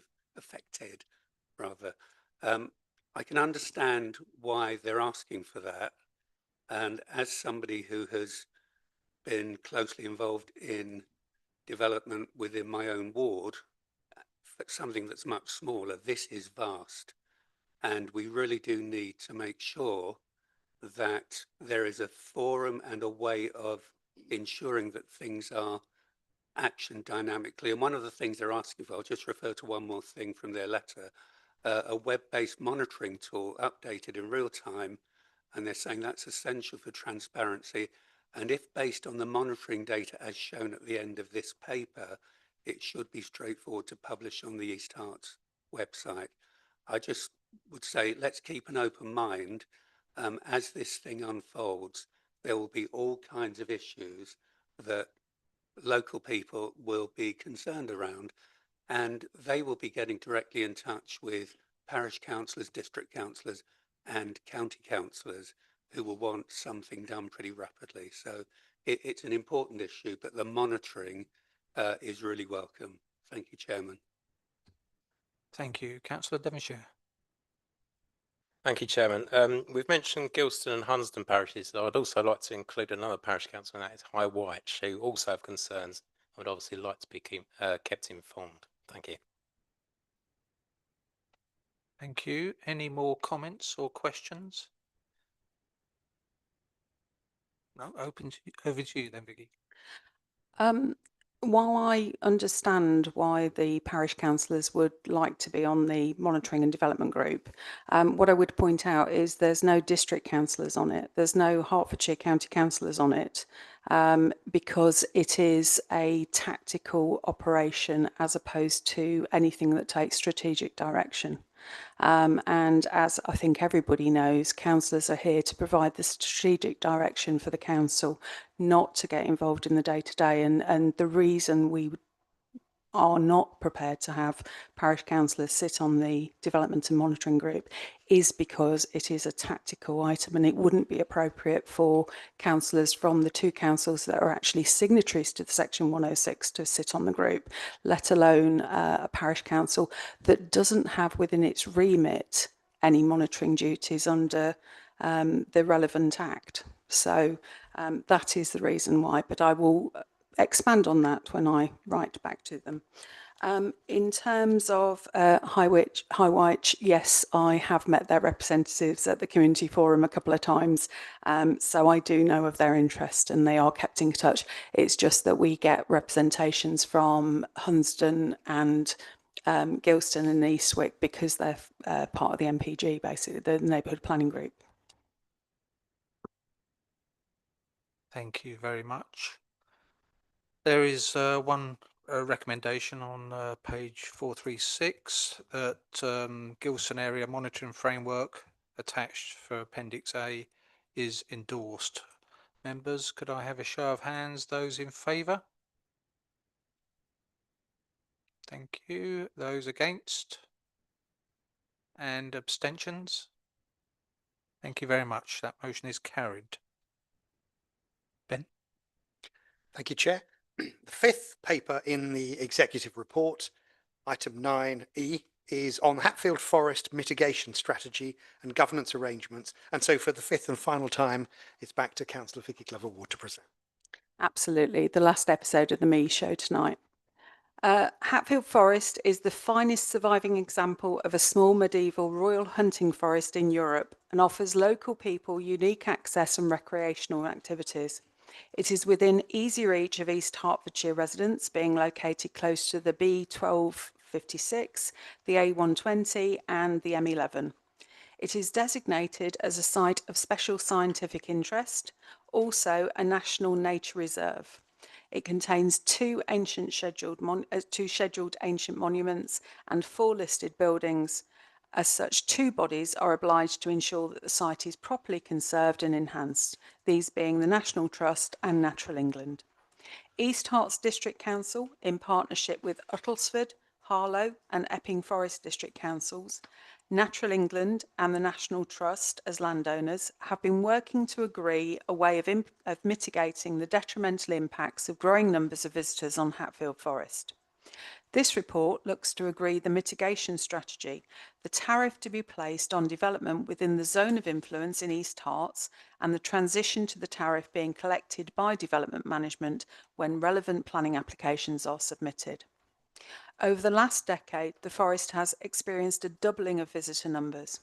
This rapid growth is unsustainable, and there are indications that designated and protected features are being degraded and damaged. This growth in visitor numbers is partly attributed to significant increases in housing completions, which will continue as new planned development gradually completes. The tariff will be applied to all new residential development within a zone of influence.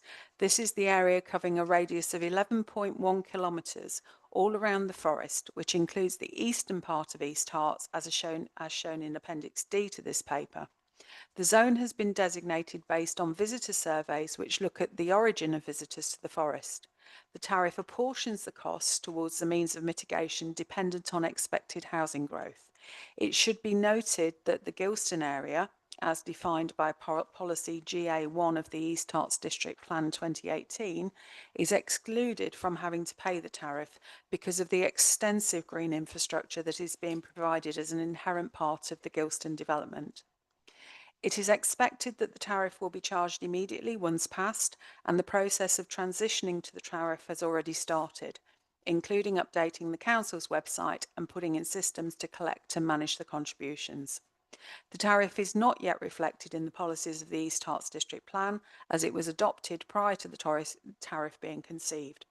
Natural England will work with the Council to ensure that the tariff and its implications are reflected in policies for the new district plan.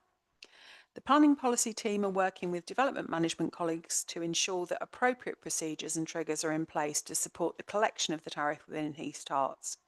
Through liaison with Natural England, the Council has already collected some contributions. The formal agreement of the tariff and the procedures for managing and distributing them will enable these and future collected funds to be passed to the National Trust. As such, I would like to propose that the Council support that the final version of the National Trust Hatfield Mitigation Strategy, version 6, and attached at Appendix A, which includes the site access management and monitoring measures, is approved as a basis for seeking a financial contribution for mitigation of Hatfield Forest. Secondly, the apportionment of the site access management and monitoring measures between the 4 LPAs via a hybrid method, taking equal account of both the percentage visitor impact and the proportion of new housing relative to the existing within the zone of influence, is approved. The apportioned SAMS tariff for East Herts District Council is set to £550.07. The tariff applicable to new residential dwellings with immediate effect, subject to transitional arrangements to agreed appropriate legal, financial and administrative mechanisms being brought into place to allow the collection and transfer of funds. The draft governance agreement at Appendix B between the 4 local planning authorities and the National Trust as landowners is approved, and delegated authority is given to the Director of Legal, Policy and Governance to work on the final version, with an expectation that this is signed and sealed in autumn 2025. Thank you. Thank you very much. I think a seconder for that, is that you? Yes, I'm happy to second this recommendation and reserve my right to speak. Thank you. Thank you very much. Open to the floor, questions and comments. Councillor Devonshire. Thank you, Chair. I'm slightly conflicted on this one, as the National Trust has very large financial resources and can gain income from lots of different areas, including the National Lottery. I understand that this additional cost will be passed on to developers, but ultimately they will then pass it on to house purchasers, in other words, our residents. However, and it's a big however, our residents do enjoy this area, and the SAMS tariff I take on board is only £540, which in the overall Section 106 contributions is a very small amount of money. Thank you. Councillor Estop. Thank you, Chair. I have some reservations about this. The report, the context for the report and the recommendation is entirely the information about Hatfield Forest, and it is the National Trust's own very detailed, very professional mitigations report. The context that's missing, in my view, is that of the the schedule of mitigations that the planning service has to use in relation to new developments. So it's for our main interest what infrastructure and mitigations are being considered for each large housing development. How are they worked out, and what is going to be imposed? That, I think we need to look at it in that context. And an important part of that context is that we are obliged as a planning authority to look at viability because of the NPPF saying that. And it means that some developments are not viable, and there has to be a negotiation over the Section 106 agreement where some things are dropped. And one recent decision was to recommend an approval which for a development that was not viable, where very little affordable housing was provided, but £6,000 was going to go to Hatfield Forest. It feels to me as if the recommendation should include that the Director of Place retains discretion about whether this tariff is imposed in relation to all the other aspects of the respective planning application. And then I think there's a real problem with Gilston being accepted from this. In a huge area, a lot of people who go to Hatfield Forest benefit from that. And also that it's a flat rate. So regardless of the size of dwellings, regardless of a single large house being built on a plot, it's just a flat rate. So several reservations which will lead me to abstain. Thank you, Councillor. Councillor Persad-Adwire. Thank you very much. Yeah, look, I think Hatfield Forest is a fantastic facility. It's an amazing thing to have on our doorstep, and obviously it's got the history as well. So I'm sort of minded to support this. Just a question really about the way the zone of influence has been established. Because it sort of obviously unfairly penalises certain parts of the district over others, or puts pressure on developers in those areas. Why it's been done on a circular radius rather than by ward, and why 11.1 kilometres, not 11 or 12 or something to that effect. And also just a question as to whether the levy rate, the £540, is proportional to the usage data that generated that radius. For example, I would suspect, obviously not looking at the data myself, but I would suspect that residents in Takeley or Dunmow probably make greater use of the forest than residents on the sort of fringes of Much Haddam, for example, which are included. Are they paying the same, or is the same rate being expected to be levied as a flat rate across the entire zone, or is it proportional to the usage? Just to understand the sort of fairness that's been applied in this. Thank you. Thank you very much. Councillor Jacobs. Another question about the tariff. Is it going to be are they going to be index linked, or is there going to be a review process to increase them over time? Thank you. Any more comments or questions? No. Thank you. Over to you, Vicky. Okay. Thank you. I didn't hear a question, Councillor Estop, so I heard you'd sort of got your mind up on that one. I did notice that there was a problem with Gilston being accepted. The reality is with Gilston is there is so much green space on the doorstep that it is, you would walk out your house and walk into the beautiful greenery that's all around you more than you're going to want to grab into a car and drive there, to be honest. And that is the reasoning behind why Gilston has been accepted from it. Regarding the zone of influence and the circular radius, my understanding was that the way the zone of influence has been influenced was based on them getting data on where all their visitors were coming from. And I know we can get this because we get this for our towns as well. And with that, I would imagine there was a concentration level and that equated to 11.1 kilometres, but I can get officers to give you a detailed, technical, data-driven answer on that. In relation to the zone of influence and also the tariff, my understanding is that there will be regular reviews and both the zone of influence and the tariffs will be looked at, because obviously if the zone of influence expands because you get more people travelling 12 kilometres or 15 kilometres or whatever, then it would expand, at which point I would imagine there's going to be a change to the tariff. But how that quite works, again, I will get officers to give you a statistician's answer, if that will help. Okay. Yes. Yeah, just a point, because there was a question around, are the tariffs equal or proportionate? I'm not sure if this is 100% right. My understanding that Uttlesford is around £1,300. They're proportionate, dependent on how much development there is in the zone, in the 11.1. Sorry, I missed that in my notes. So yes, you're right, Eric. It will be different depending, and obviously Uttlesford is plonking quite a lot of stuff just to the east of Bishop Stortford. So that would probably mean why they've got higher tariffs. Thank you very much.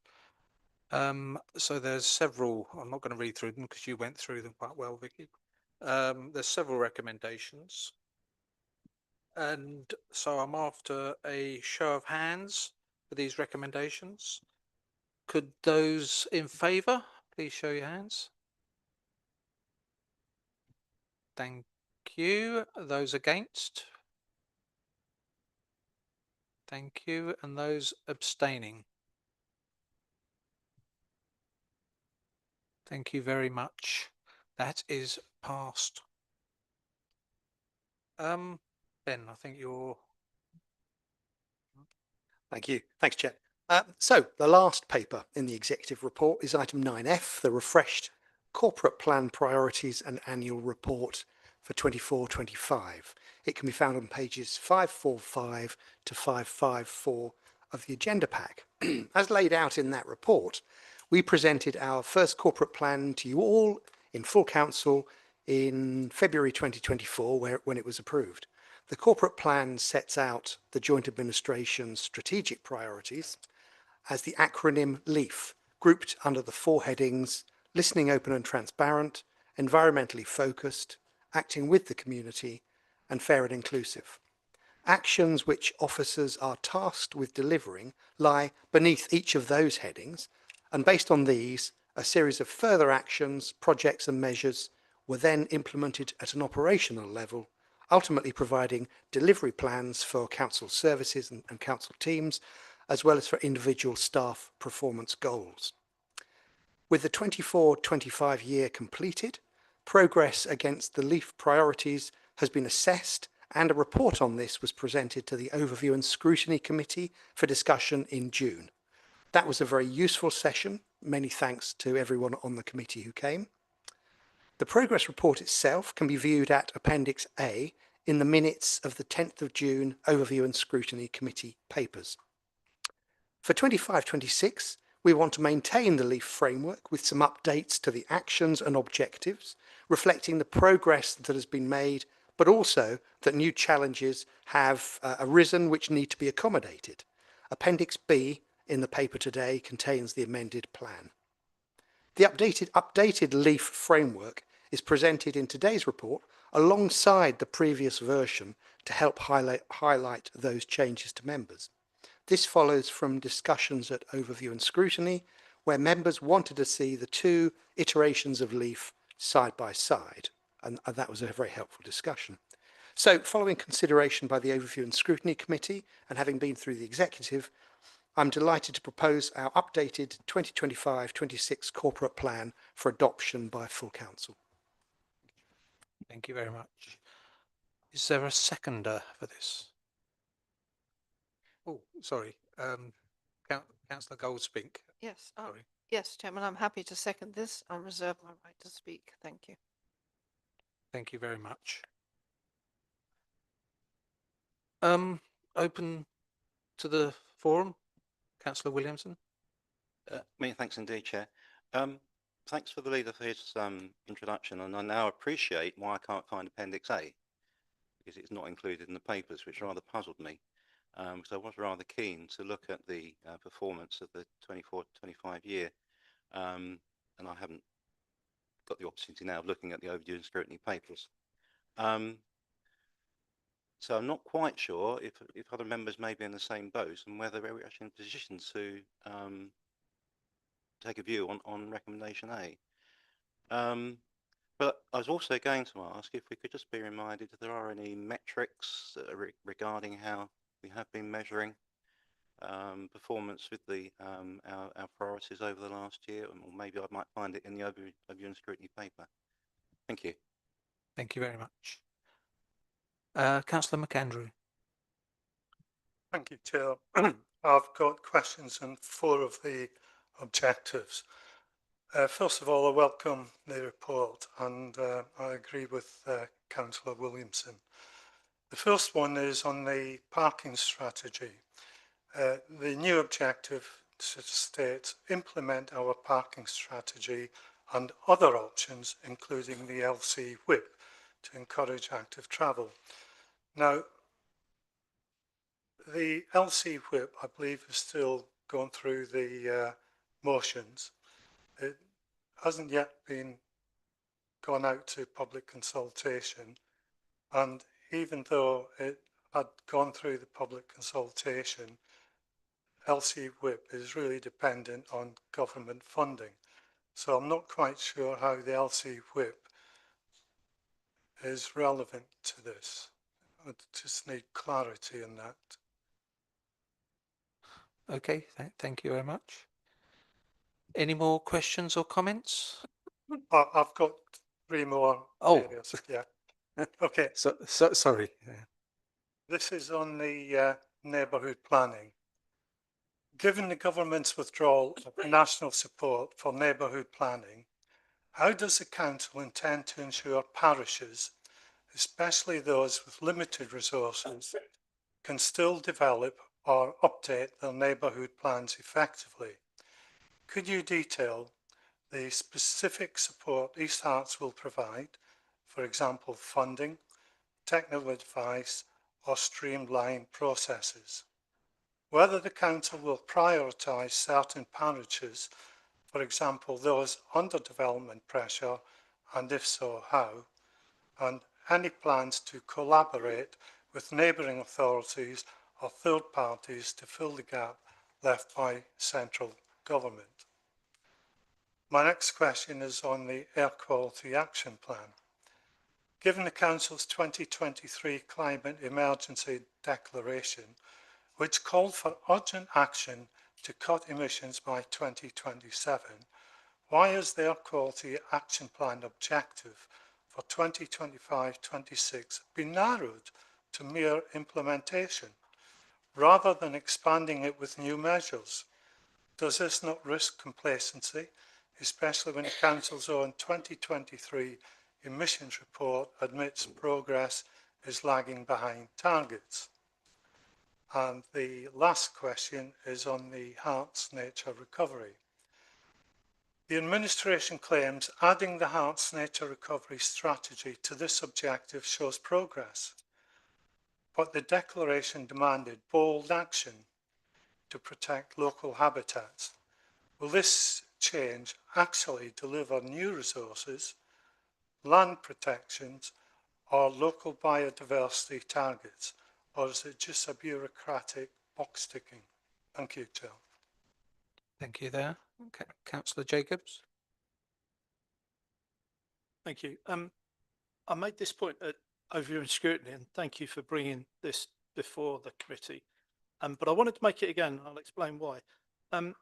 The actions that are set out in the F section, which is the fair and inclusive section of the plan about making East Herts a more inclusive environment, community, I don't believe they're reflected in the objectives, in the actions. Putting it simply, if we do everything set out in the plan, I don't think that will deliver a fairer and more inclusive East Herts. And if you look at the actions such as delivering the cultural strategy, I don't believe that in itself will deliver a fair and inclusive East Herts. And the reason why I made that point at OLS, the reason I'm making it tonight, is because I think this is really important. I'd love to be able to get to the end of my term and say I've served in a council that's delivered a fairer and more inclusive East Herts. And I don't believe this will do that. And I think not a criticism of the actions. They're obviously they're worthwhile actions in themselves. I don't think they relate to the objective, or they don't relate to the objective sufficiently clearly and strongly. And I just a plug for Bishop Stortford Town Council, which has got a diversity and equality subcommittee, which is working on exactly these things. It's working on making Stortford fair and inclusive, and is delivering some great stuff, some great actions. I think we could learn lessons from that. So I would ask the council to look again at what can we do to make East Herts more fair and inclusive. Thank you very much, Councillor Devonshire. Thank you, Chair. The Leaf priorities, two of them mention listening, open and transparent, and the other one mentions acting with the community. And I would say both of these rely on consultation events.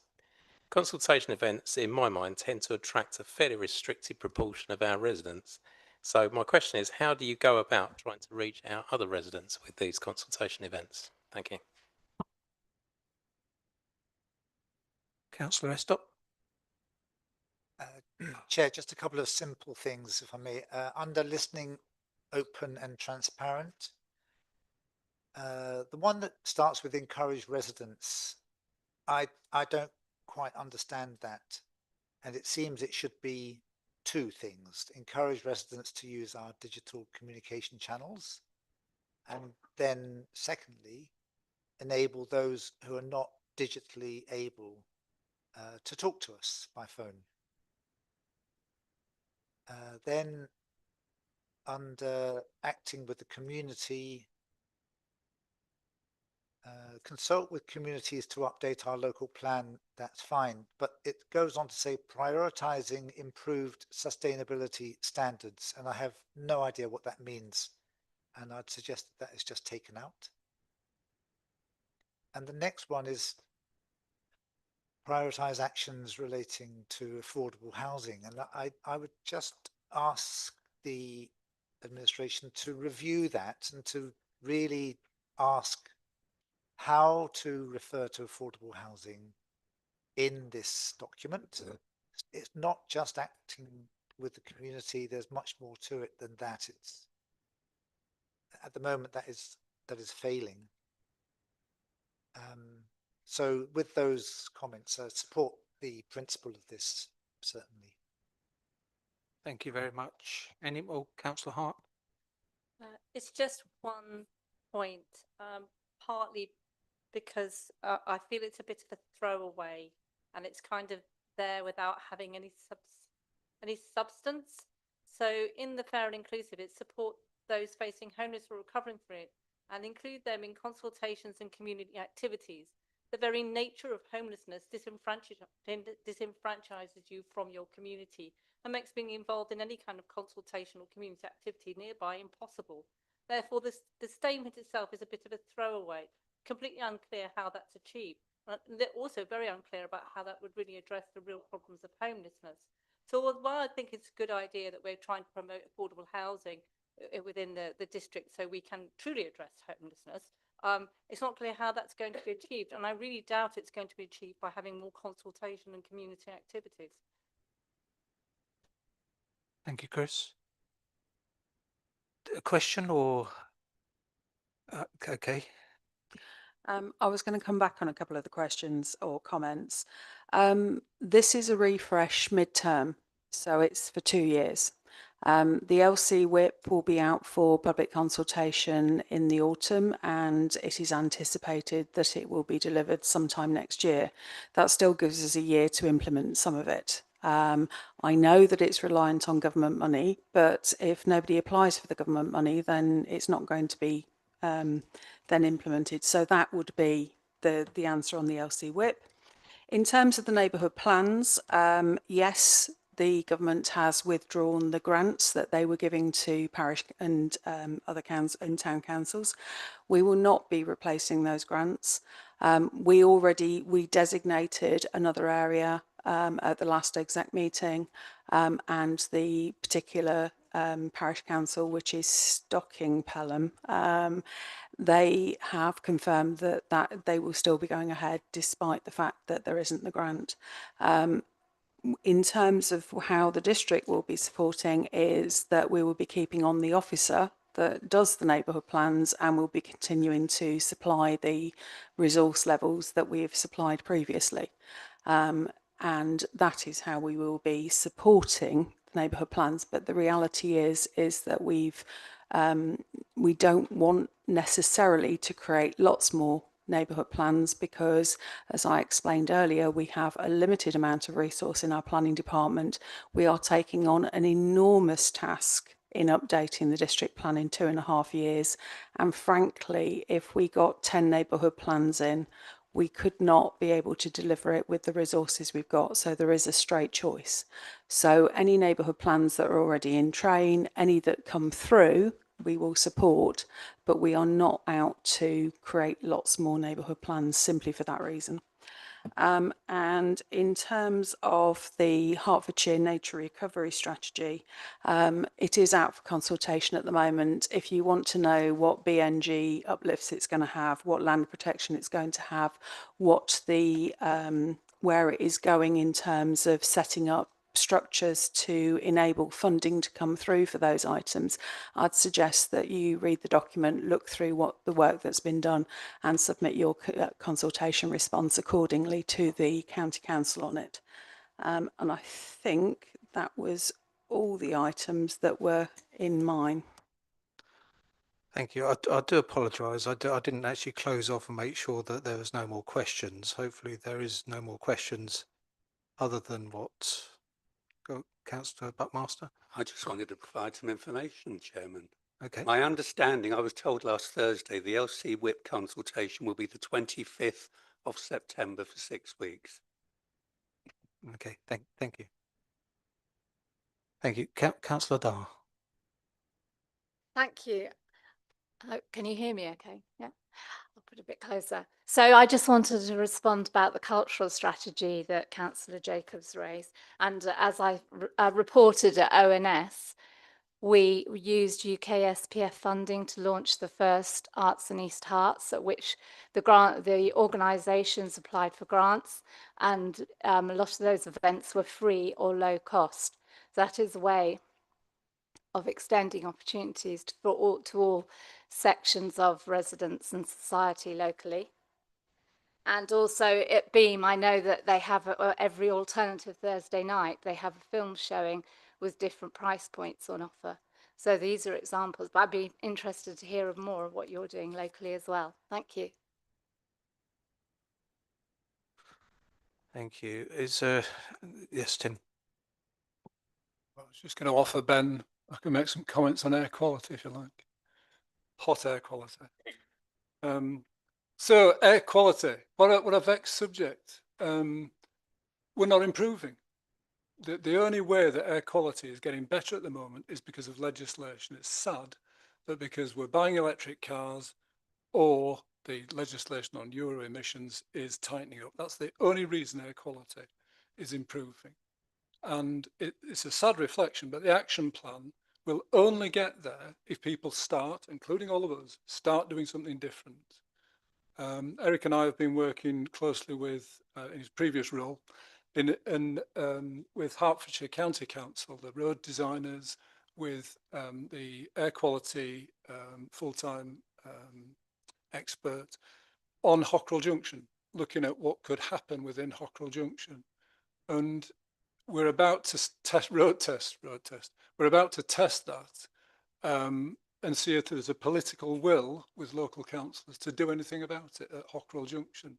It's currently hovering around the 50, which is about the 40, sorry, which is about the legal current legal limit. It could go down to 20 if this government implements title legislation. The World Health Organization says it should be 10. So we have a long way to go in terms of doing it. But I thank you for raising it, because air quality is it's all around us, sadly, and we all shrug our shoulders at it. But it's a big, important issue. Thank you very much. Ben, do you want to? Yes, I will. No, thank you. Thanks very much for stepping in as well, guys. So I'll just go through the ones that are remaining. So I think I'll get them all. So Jeff, yes, good point. It's not in there, is it? As I discovered when I went to look for it as well. If you'd attended overview and scrutiny, you would have seen that there are about 30 metrics. Now I could read them out now, or we could make sure that you get a copy of the paper.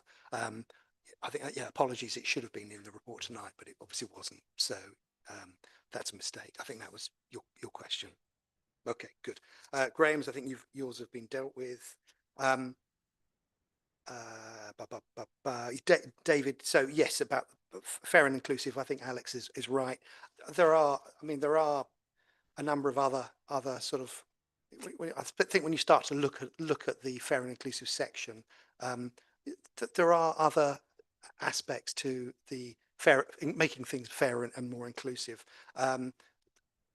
For example, maintaining and improving council services, making them more efficient. That's about trying to make this council's operation fairer for everyone who has to pay, who has to contribute their council tax.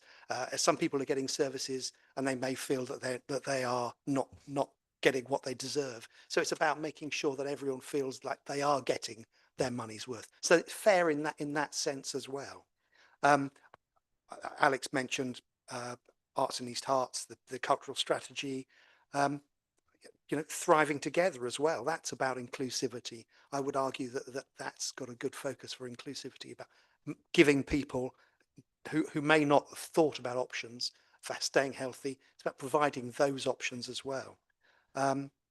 Homelessness, yeah. So I kind of think it stands up. Yeah, of course, we can always argue that there are more things that we can do to make the strategies more fair and inclusive. And I'd be very interested to hear what Bishop Stortford Town Council has done. I think it would have been really good to have heard it at the Overview and Scrutiny Committee, because we would have had a chance at that stage to maybe put some extra things in.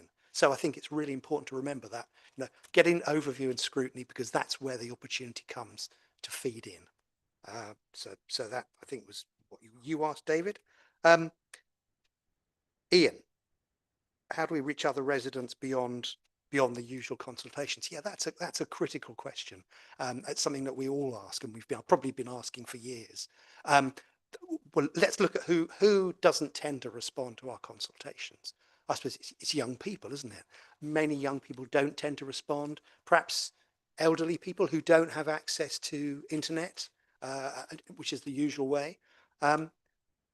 How we reach those. So I think one example with Old River Lane, with the public square consultation there, we specifically went out to talk to schools, to talk to young people and get them through schools, and also market stalls. Yeah, so market stalls, we had a number of events outside where we were getting a wide variety of different people. But you're right, we will never get, there will always be people we won't reach.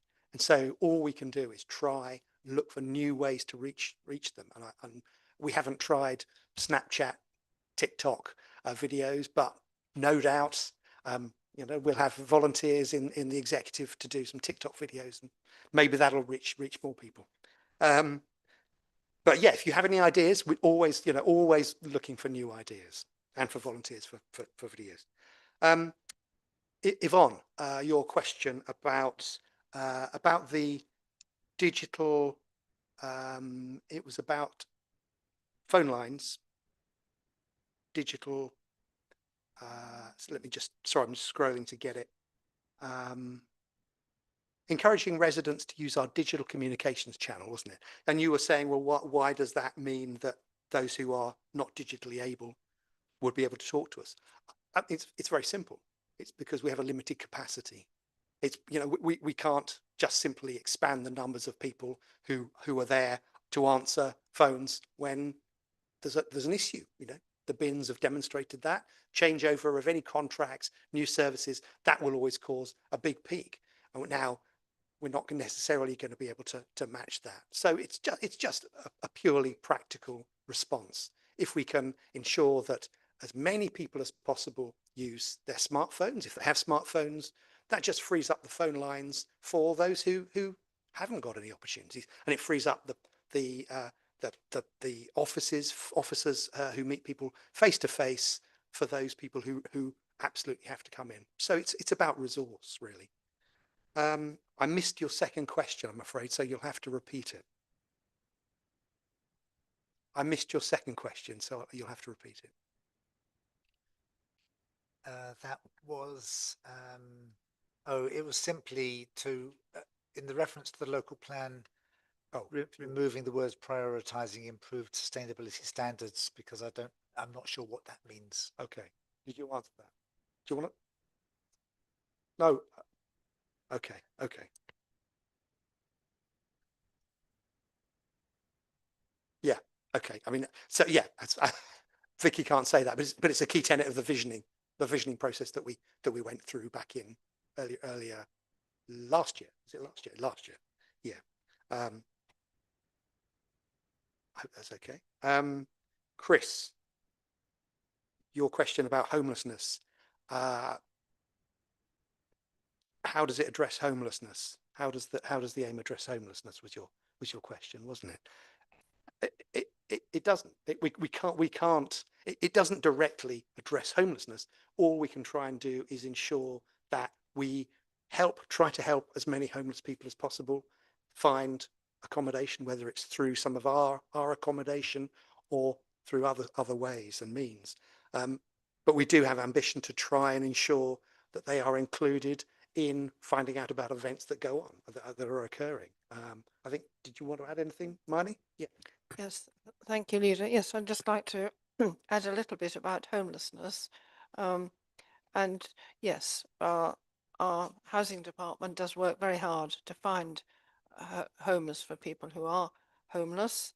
And the other thing we are doing at the moment, we are finding ways to reduce the cost of some houses by working with housing associations. And under this scheme, we are able to provide, I think we've now got up to 8 houses which are available at much lower than rents which were previously available.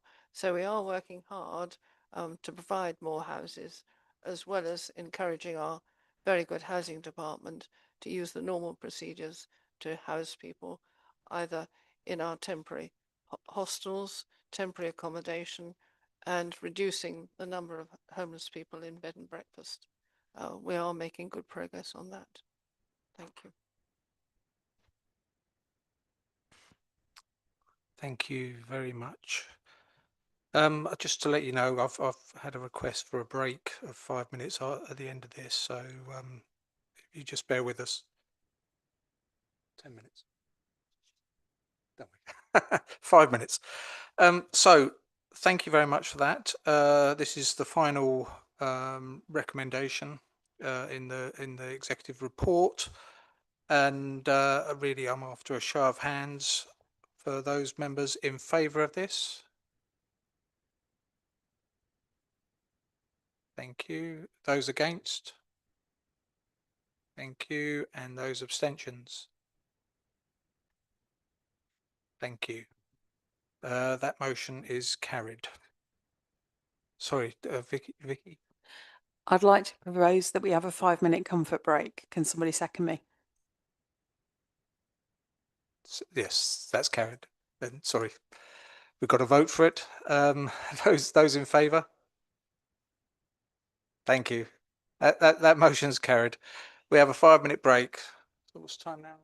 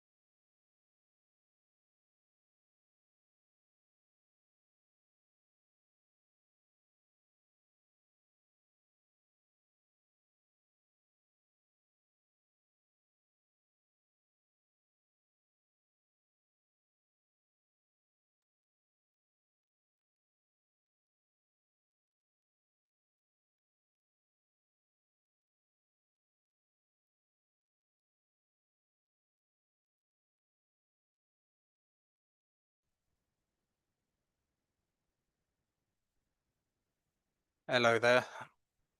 Thank you for the interlude. I think we've lost a couple of people really, but here they come. We're all lost. Thank you. I wouldn't do that. Yeah, no problem, Miney. Item 10, Community Governance Review Working Group. I think this is the chair of the Community Governance. That's Joe. You want to do this? Yes, thank you, Chair. Exactly 364 days ago, this council tasked our working group with what I can only describe is the democratic process of, or the equivalent, in fact, of untangling fairy lights, except, you know, these particular lights have been accumulating not since the poor laws, and everyone has a strong opinion about which bulb should go where. After 12 months of careful consideration, extensive consultation, and more boundary discussions than an average allotment association meeting, I'm pleased to present our final recommendations for the Community Governance Review. I'd like to think that our working group, that's Councillor Jacobs, Connolly, Williams, Andrews, Holt and myself, we've approached this task with the diligence that it deserves. We've received lots of submissions, held consultations and listened to representations from parish and town councils across our district. I can confidently say that we've heard more passionate speeches about parish boundaries than what most people will hear about anything in a lifetime. The process has been thorough, transparent, and at times, you know, tremendously fascinating. I never thought I'd learn so much about the B181, but here we are. But with that, tonight we present our 12 final recommendations that we believe will serve our communities better and well into the future. I have a few comments about them. First, for the Aston Parish Council and Hazel Park development, we recommend deferring this decision until 2026. Like a decent cup of tea, some things simply need more time. And with only a small amount of residents currently living within Hazel Park, it's hard to evidence that such an area with such a small population can today sustain a parish. With local government reorganisation on the horizon and development still finding its feet, we feel like patience is a virtue with this one. For Bishop Stortford and Thorley, we recommend extending Bishop Stortford boundary to incorporate the St James's Park development. This isn't about empire building, it's about ensuring that those new communities have effective representation where it makes most sense, whilst respecting the historic differences of Thorley. Regarding Sawbridgeworth Town Council, despite opposition that warding would somehow destroy the fabric of the local community, we recommend dividing the town into 4 wards. Other town councils manage to work together perfectly well and benefit from wards, so it's rather like saying a family can't function if they live in a house with more than 1 room. And for Buntingford, we recommend 2 wards, north and south, divided by the B1038, similar to Sawbridgeworth, but with obviously a smaller amount of wards. Sometimes the simplest solutions are the best, though I suspect that some will argue that even this is unnecessarily complicated. The remaining recommendations cover various boundary adjustments, name changes and councillor numbers, all detailed in your papers and all arrived through careful consideration of the evidence before us. Throughout this process, we've been guided by the statutory requirements that ensure that governance arrangements are effective and convenient, and they reflect the identities and interests of our communities. We've also tried to apply a healthy dose of common sense, though I acknowledge that common sense, like beauty, is often in the eye of the beholder. We've considered historical traditions alongside modern realities. After all, while we respect our heritage, we can't govern 2025 communities with 1925 boundaries, no matter how charmingly nostalgic that might be. And a word on consultation. I just want to acknowledge the passion and engagement that we've had throughout the process. The level of civic engagement that we've witnessed gives me great confidence in the health of local democracy across East Hertfordshire, particularly in those really rural communities. And to those whose proposals we haven't adopted or haven't recommended in full, please understand that this doesn't diminish the value of your contributions. For every submission that has been read, every argument considered, and every perspective has been weighed. Sometimes these difficult decisions must be made and not everyone can be 100% satisfied. But should you approve these recommendations tonight, we'll move forward with a reorganisation order. The administrative changes will take effect in April 2026, with electoral arrangements in place for the 2027 parish elections. This just gives everyone time to adjust. These recommendations represent our best collective judgment on how to ensure effective local government is made across our district. They're the product of extensive consultation, careful deliberation, and a genuine commitment to serving our communities well. I'd like to thank all councillors, both in the working group and who have made representations, for all the work that they put into this review, and also to Edward McCready and Katie Mogan for their invaluable historic boundary knowledge and map skills. Together, we've tried to balance those competing interests, respect local identities, and create arrangements that we believe will serve us well for years to come. Perfect solutions to governance questions are rarer than hen's teeth, but practical, workable solutions are well within our reach. I commend these recommendations to the Council and ask for your support in implementing them. Thank you very much, Chair. Thank you. And who will be seconding this motion tonight? I'm happy to second the motion and Thank I you. reserve my right to speak. Thank you. Thank you, Councillor Nichols. Does any member wish to comment or ask a question? Councillor Williams. Many thanks indeed, Chair, for allowing me to leap straight in. Thank you to Councillor Thomas for his sort of explaining some of the background behind the paper this evening. We have two amendments that we wish to put forward in relation to recommendations 3 and recommendations 4, so that's Sawbridgeworth and Buntingford. We're grateful to Democratic Services officers for circulating these amendments early today so that members have had the chance, hopefully, to read and digest. Hopefully you've had the opportunity of doing that. So with your permission, Chairman, perhaps I can introduce Councillor Parsford-Wyatt to present the First Amendment. Thank you. That's no problem. Thank you very much. Councillor. Thank you very much, Chair. Before I introduce the amendment, I just want to thank the members of the working group and the officers for their time and effort on this review, and again to the officers for circulating this amendment for everyone to see earlier today. The majority of the proposals in the report are, as you say, sensible, proportionate, they've got local support, and I think, you know, should definitely move forward, and I'm keen to support them. However, I can't vote for this item in its current form because it does ignore the views of Sawbridgeworth residents and councillors. It worsens electoral representation in Sawbridgeworth, and it's in contravention with the purpose of this review and the guidance for community governance reviews. So I'm therefore proposing the amendment to recommendation A.3 to correct this. The wording of this was circulated to you all earlier, but it effectively deletes the current point 3 and replaces it with that Sawbridgeworth Town Council remains unchanged. If this amendment is adopted this evening, I'm happy to support the review. This amendment is not about party politics. The objection to warding in Sawbridgeworth was opposed by councillors on the Town Council from across many different parties and by independents as well, and by residents too. All of the Town Council, the 3 district councillors, the county councillor and residents have all said the same thing, which is they don't support the warding of Sawbridgeworth. This is rare unity across party and across the community that we should take seriously. And if, and I know this phrase has been used a lot this evening, but if this is a listening council, then we should listen when communities respond so strongly in this way, and with a clear and reasonable voice. The main issue that we have with this particular proposal, with this recommendation, is one of electoral representation and electoral quality. I appreciate the point that you never get a perfect solution when you're dividing wards, but by proposing warding on the current polling districts in Sawbridgeworth, you end up with a situation where one ward would have one councillor representing 174 electors, and another would have 5 councillors who, as a ratio, would equate to one councillor for every 730. So to have one council representing 174 electors and one to have 730 electors is quite clearly an imbalance in the representation that those electors have, the access and influence that they have, and the workload for those councillors.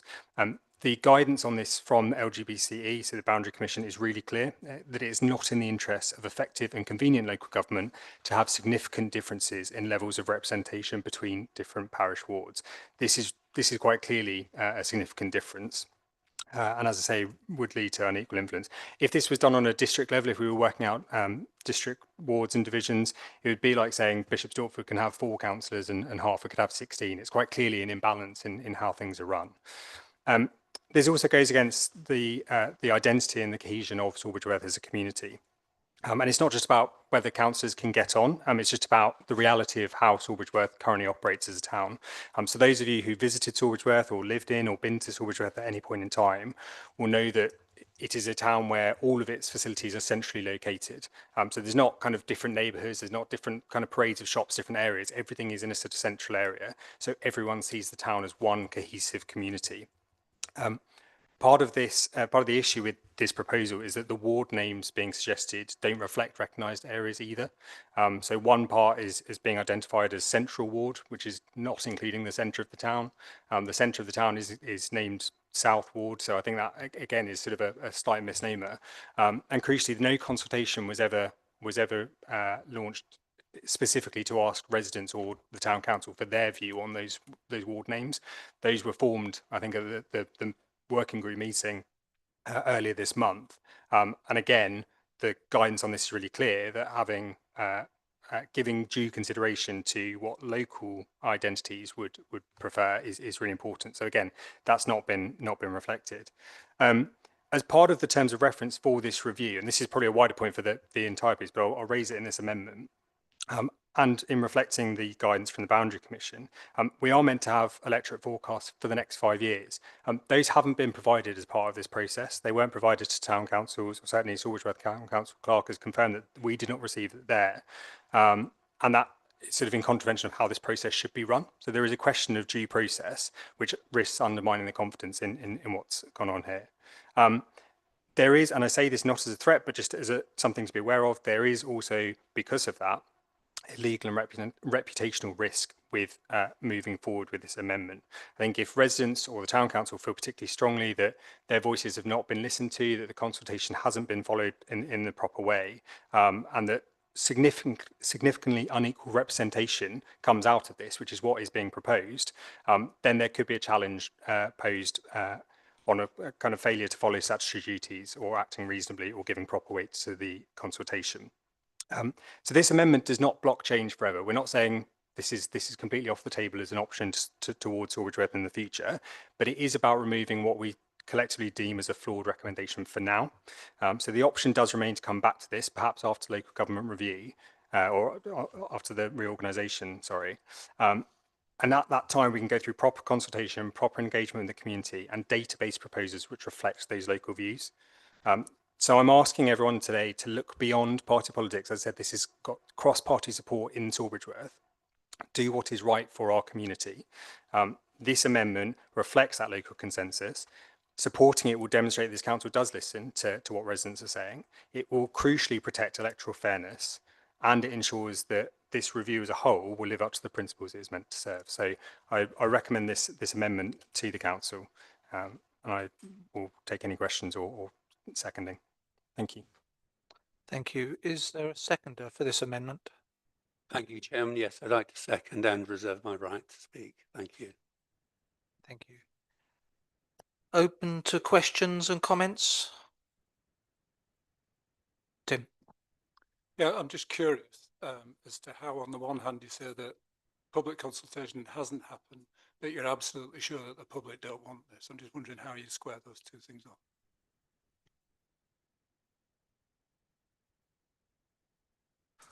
Sorry. Councillor Buckmaster.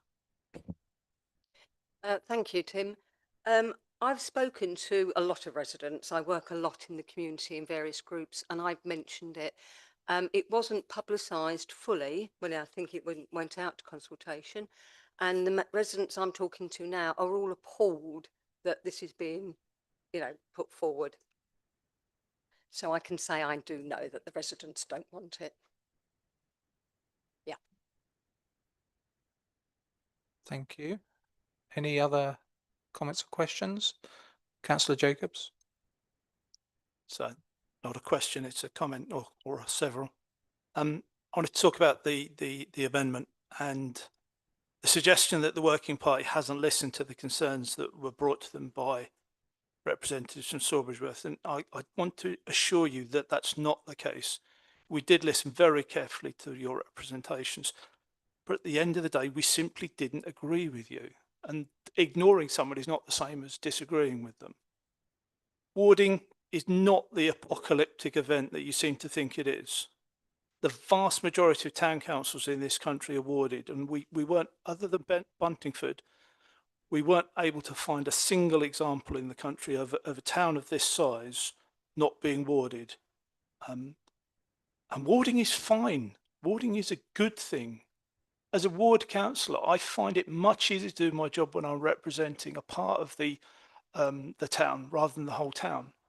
But when I'm asked to represent the whole town, when I'm asked to weigh those two balanced responsibilities, I don't find it impossible. And I think any of us is sitting here who sit on town councils as a ward councillor will agree with that and say they find it the same. I wanted to address a couple of points that have been raised about the why the uneven ward sizes. The simple reason why one of the wards is significantly smaller than the other is because it's for the hamlet of Spellbrook. Any of you who don't know the area, Spellbrook is a separate hamlet from Sawbridgeworth, but it is within the bounds of Sawbridgeworth parish, and it has its own has its own primary school, a junior school. It's definitely not part of Sawbridgeworth village or town, and there's, I think, a very strong argument for saying it needs separate representation on the town council rather than it being just swept up in the whole of the town. In terms of the objection to the names of the wards, well, I'm not sure whether the objection was the names of the wards or to the principle of warding. Because if we'd come and said, well, we thinking of considering these names, what do you think? The answer almost certainly would have been, well, we don't like warding, so we're not going to comment on names. But anyway, so yeah, I think warding is a fine thing, and I'm strongly recommend it. Thank you very much, Councillor. Councillor Butcher. Just, is this just a comment at the moment on the amendment or on, yes, it is. Okay, then I'll come back when that's done. Thank you. Councillor Dar. I'm just interested to know what Sawbridge Town Council did to circulate the fact that this consultation was happening, like on your Facebook pages. You know, I heard you spoke to residents, but what else did you do as a town council to let residents know and involve them? Can anyone respond to that? No.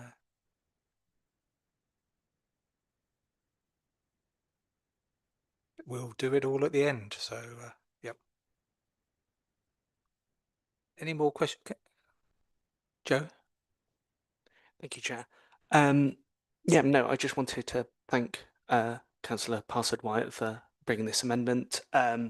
This is one of the recommendations that we initially sort of disagreed on before voting.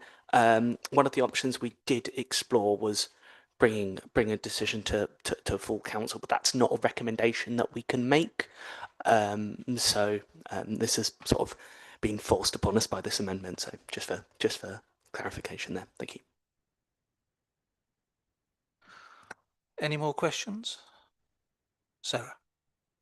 It's not really a question, it's just a comment. I mean, I just wanted to, I guess, echo what Councillor Jacobs was saying. I've only got experience of Hertford Town Council, but I wouldn't say as councillors there's bickering about fighting over resources for particular wards. I mean, there's certainly lively discussions, but they're around what's for the benefit of the whole town. And councillors from different wards can bring in their experiences from the residents in their own wards, which, you know, maybe I wouldn't have that expertise about what's going on in Kingsmead as a Castle ward councillor. So I feel that enriches the conversations. It's certainly, you know, there may be divisions, but not on the grounds of bickering over resources for particular areas of the town. Thanks. Thank you. Any more questions before we refer back to the proposer and seconder? No. So seconder first? Thanks, Chairman. Yeah, we did discuss this openly at public town council meetings. We publish our agendas in advance. We get residents who come along to these things. I just want to express a few personal views on this. I haven't heard from anybody what the benefits of warding for Sawbridgeworth are. You know, we have been in the situation we've been in for many years. There's no demand. No residents have come forward and said, why are you not warded? Who is my representative? And the issue for me is that once we're warded, people may not know who their local representative is. Now, I've been on the town council for 18 years and I don't recall anything at all that could be described as a specific ward issue that the town council deals with in a town council function. So all calls to support or save assets or services have always been town-wide. We have champions and community reps who operate town-wide, just like many parish councils who are not warded. Residents address the town council as a whole body, when issues arise, especially in escalating issues to the upper tier authorities through district and county reps. We have a strong history of independent members on the town council. Ruth and I started as independents. Very often, the independents have formed the majority group. Warding and the greater need to campaign against political parties may put people off as it reduces their odds of being elected. And it really will. I'm sure that will happen. Now, the greatest form of democracy comes with absolute choice of candidates across the town as a single ward. So with typically 15 or 18 candidates in the poll for 12 places, people have the absolute right to choose the representatives, the team that best represents them across the town.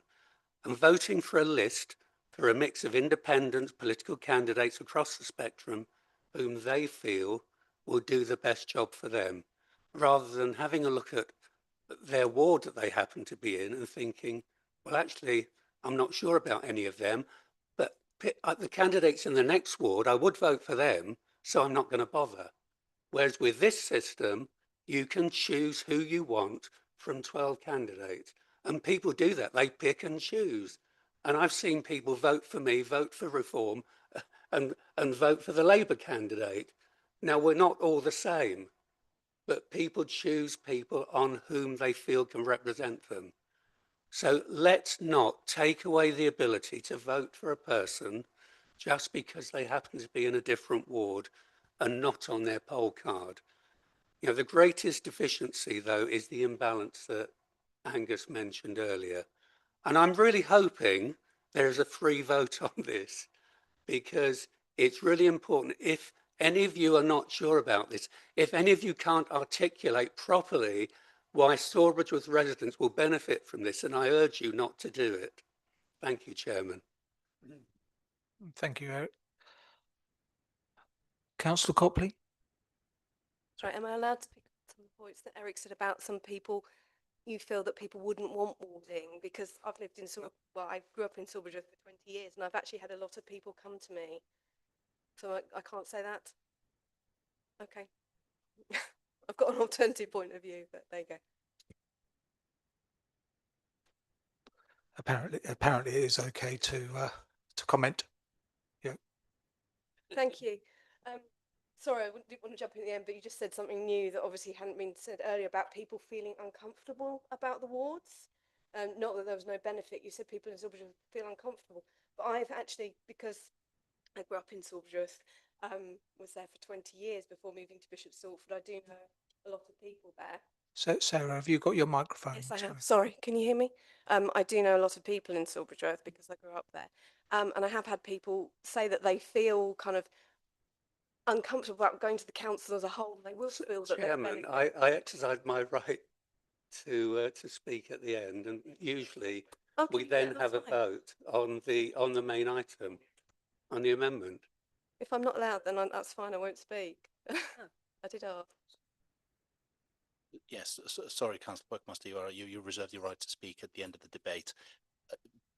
the fact that you started speaking would herald that the debate has ended. So yes, Okay, that's apologies. fine. I won't say anything. Thank you. And apologies. Angus, do you want to sum up? Yeah, thank you very much. I think just to pick up on a couple of points that were raised, thank you for consideration and thoughts from around the chamber. Just Tim, on your question, my secondary comment about consultation was specifically around the warding, how the wards came about and what the names of those wards were, so not about the process itself. On your questions, David, I think that you're right. Obviously, warding is not an apocalyptic event. I get that. But I think looking at a map and looking at population size and saying, oh, well, this doesn't fit the model that we use elsewhere, it doesn't give an accurate view of reality in Sawbridgeworth. And I think what you're suggesting and what this proposal or what these recommendations suggest really misunderstand that point of electoral representation and electoral quality. This is in the guidance. The purpose of this review is to try and improve electoral representation and improve electoral quality, and this undermines all of that. Warding it in this way, where you've got one ward that has 174 electors in and another that has 730 electors in, or 730 electors per councillor, I should say, is not improving the electoral quality. It is making a far worse situation that we don't need to do. We don't need to make this change. So all I'm urging is that members vote for this amendment, and we can come back and review this, and we can look at maybe whether moving the polling districts, dividing it in a different way, and making it in a way that fits equally. There's no reason why Spelbrook can't sit with part of another current polling district if warding were to happen in the future. So I think that's really important. And just as Eric already said this, but on the point around what Sawbridgeworth Town Council did to promote the consultation, look, we discussed it at open town council meetings. We publicised those minutes and the agendas in advance. I believe it was posted on social media. And also, I think in a town like Sawbridgeworth, don't underestimate when councillors say they spoke to residents. We are all active members of the community. We speak to lots of residents every single day, people on the commute, people in our local community facilities. That we do get feedback, and we do take that forward into our discussions at council. So we have made all options available for people to feed into this consultation. They did so, the town council did so, we as district councillors have done so. The comments were really clear about what the people of Sawbridgeworth felt about this, and that they didn't want this warded. I take the point that going down a different route is not the same as ignoring consultation. I do take that point. But I just refer, when we sit in Sawbridgeworth, we sit in town council meetings and people say, okay, why are we now being warded? I thought we all said we didn't want this. It's very difficult to say to them, this is a council which listens. This is a council which said, we are going to ask you what you want in your town, and then we're going to do the opposite of what you all say. It is a very difficult position for people in Sawbridgeworth to understand. So I just urge you all to vote for this amendment, because there is no harm in doing so, but there is a very real risk if you vote against the amendment and move forward with the recommendation. Thank you very much. Thank you very much, Angus. On that note, we will take this to vote, this amendment. Those in favour of this amendment, please raise your hands.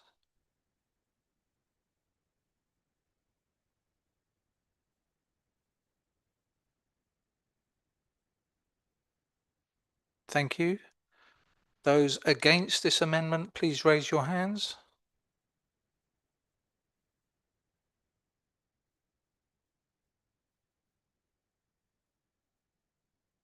Thank you. Those abstaining, please raise your hands. Thank you very much. So that's 19 against, 14 in favour. So that amendment is not carried. Now there's a second amendment, I understand.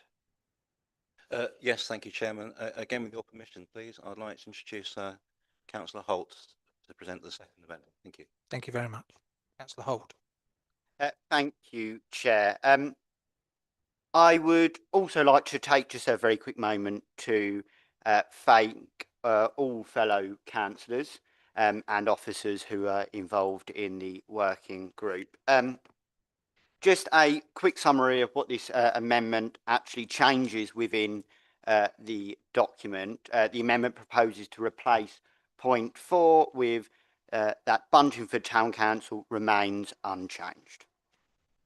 I know it's a bit unusual for someone who doesn't represent the ward in question to bring this amendment forward, but I believe that when you see a community's wishes being overlooked anywhere in our district, we all have a duty to speak up. This community governance review was meant to be about listening to local people, which I do feel has happened on many of the points within the review. But instead, I feel that in the case of Buntingford, we've got what feels like a generic governance structure that is being pushed onto what is our smallest town in Hertfordshire. Having been fortunate enough to sit on the governance review over the last 12 months, it has been clear that Buntingford itself doesn't want this change. Now, I get why consistency of governance structures across our towns is important, but consistency shouldn't mean ignoring what actually works in practice. The system in Buntingford works. The community's united, the council functions well, so why change something that isn't broken? I hope that you will maybe just quickly excuse me whilst I explain why this proposal is so problematic. Firstly, nobody has asked for this. Not one resident went to the town council and proposed this change. The town council itself, that has kept party politics out of decision making for over 54 years, is firmly against it. We even had the mayor of Buntingford, who sat here in this very chamber a few weeks ago, who so strongly spoke against this. Yet this proposal still pushes ahead with dividing up a town that doesn't want to be divided. This isn't just ignoring local opinion, it's also going against the Boundary Commission's very own rules. We're also creating problems where none exist. This would cut the town in half with illogical town boundaries, you know, seamlessly names like North and South that don't reflect how people actually see their town. It also completely ignores the 600 plus new homes that are being proposed to build in Buntingford over the coming years. The Boundary Commission tells us to plan 5 years ahead of any such decision making. So why should we rush through this process now? It is also clear that this could actually make things worse for Buntingford. Buntingford isn't divided. People share the same high street, the same facilities, the same sense of community. Local groups work across the whole town. Problems get sorted quickly because the current system works. Why should we risk that for a change that nobody has asked for?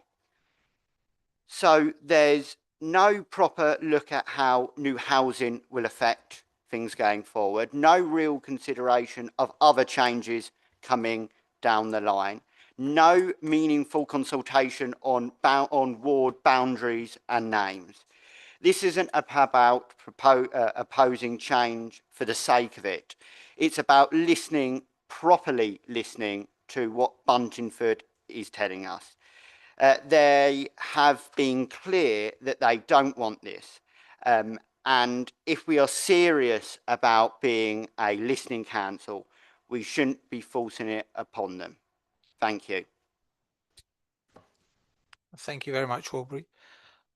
Is there a seconder for this amendment? Councillor Andrews. I'm happy to second, Chairman, and permit me to reserve my right to speak. Thank you very much, yes. Questions and comments? I'll take it in order. Vicky and then Sue. Thank you. I didn't actually have questions. I just had some comments, mostly from the speeches I've just heard on warding and the evils of it. As somebody who represents a ward, I think it gives a much better local focus because you are looking at a smaller area. What I would say is that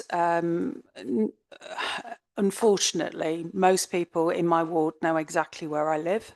I get a number of people knocking on my door to tell me about problems, anything from dog poo to issues with bins to potholes in roads, because that is what happens when you are a local ward councillor. And people do still vote across party lines. Alderman Ruffles is a shining example of this.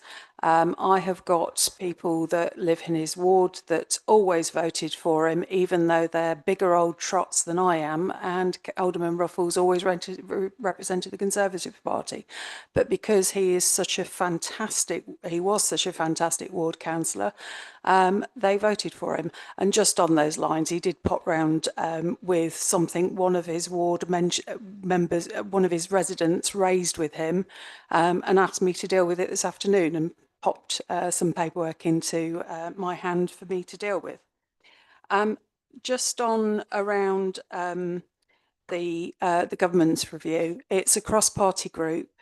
I have to believe in a cross-party group that has delved into this in great detail, that they have done it right.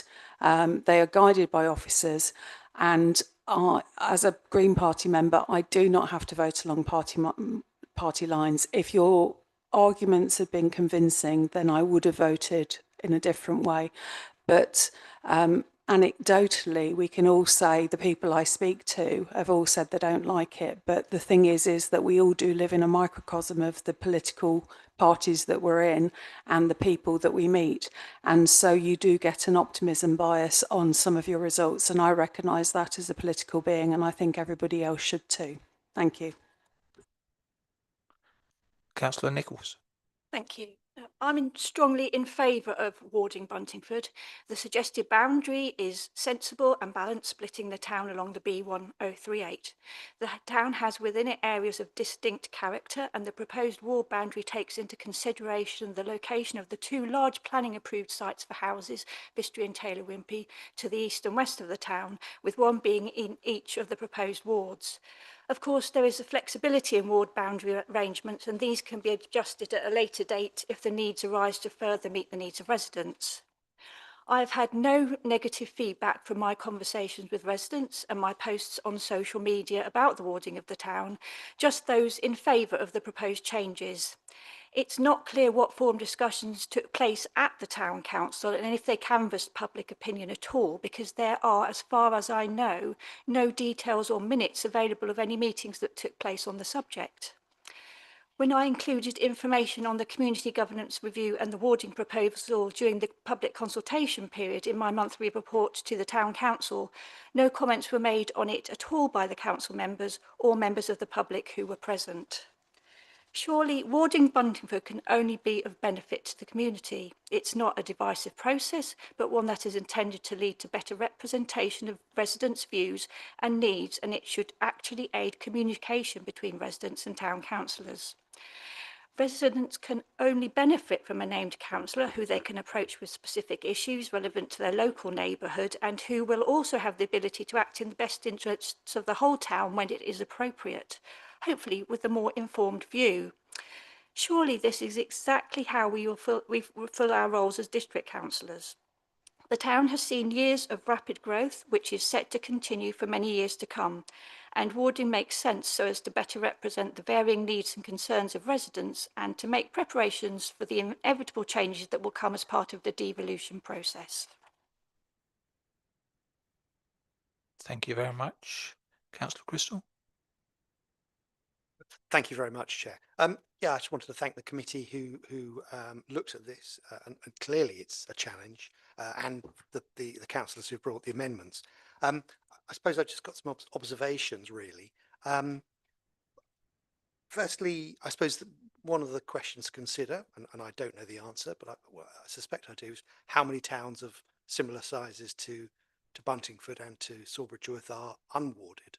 I suspect it's a minority of towns, and there's probably a reason for that. I'll leave that. I think both representations for Sawbridgeworth and Buntingford have talked about these huge divides that will be formed by the creation of ward boundaries. Now, I walk through Bishop Stortford and Hertford and Ware, and I don't have to leap across cracks in the pavement caused by warding. I don't have to ford bridges or show passports.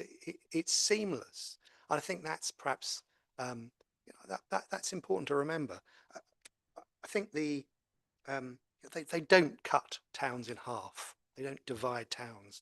I think I see on Hertford Town Council, I know on Ware and Bishop Stortford Town Council, that there is a real unity in what you achieve, what you try and achieve for the town. And I don't think I've had any experience where different wards are being competitive in trying to outdo other wards. It's really about working for the town themselves. Names. I mean, I think names is an emotive issue, isn't it? Heck, on the county council, I represent Hertford All Saints, but actually the ward contains St Andrew's Church, and Rachel represents Hertford St Andrews, and that contains All Saints Church. And these things are never logical, and I don't think the name is a critical issue in this. I think it's about representation and about helping residents understand who their representatives are. I think that's a very important point. We've also talked about this council being a listening council.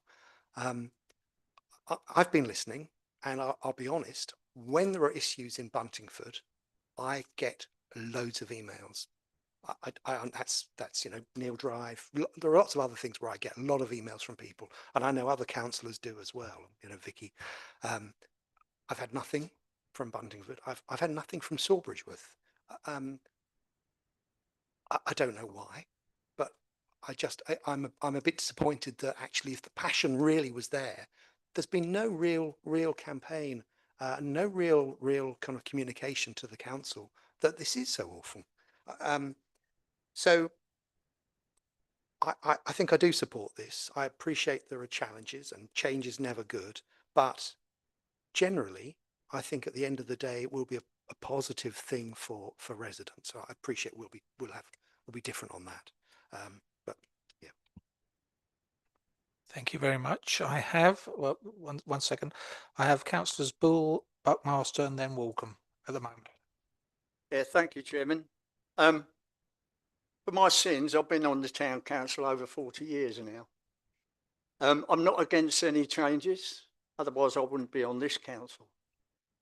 We're unique in many ways, Buntingford. Irrespective of what I've heard from my colleague across the chamber about communications and the council, we thrashed this out as town councillors, and we never had anybody that was interested in this situation. We're very small. If we and we are very, even although with all the development that we've had.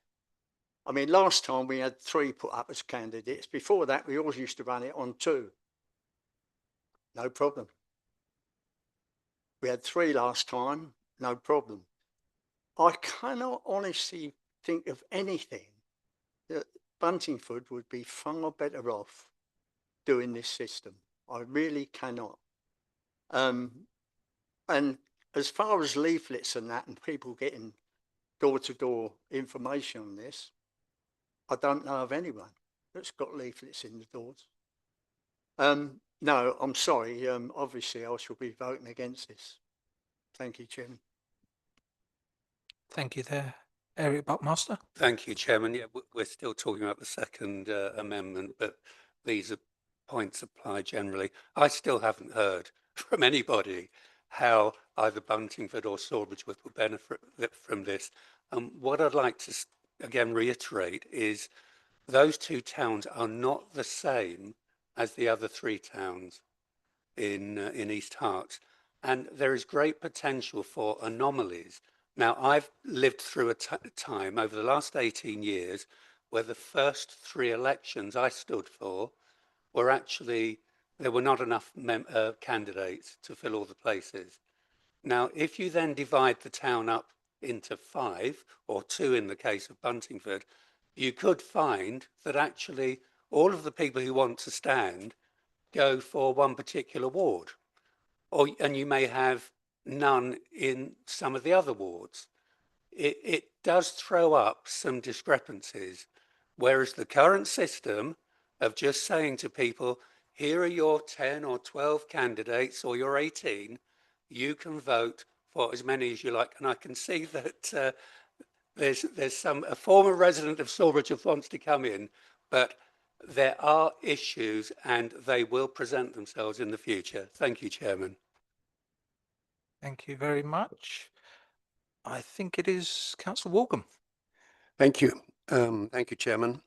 I must confess I follow things fairly closely in Buntingford, but this proposal for warding Buntingford came as a complete surprise. I had a long conversation with the mayor on Sunday. He didn't even mention it.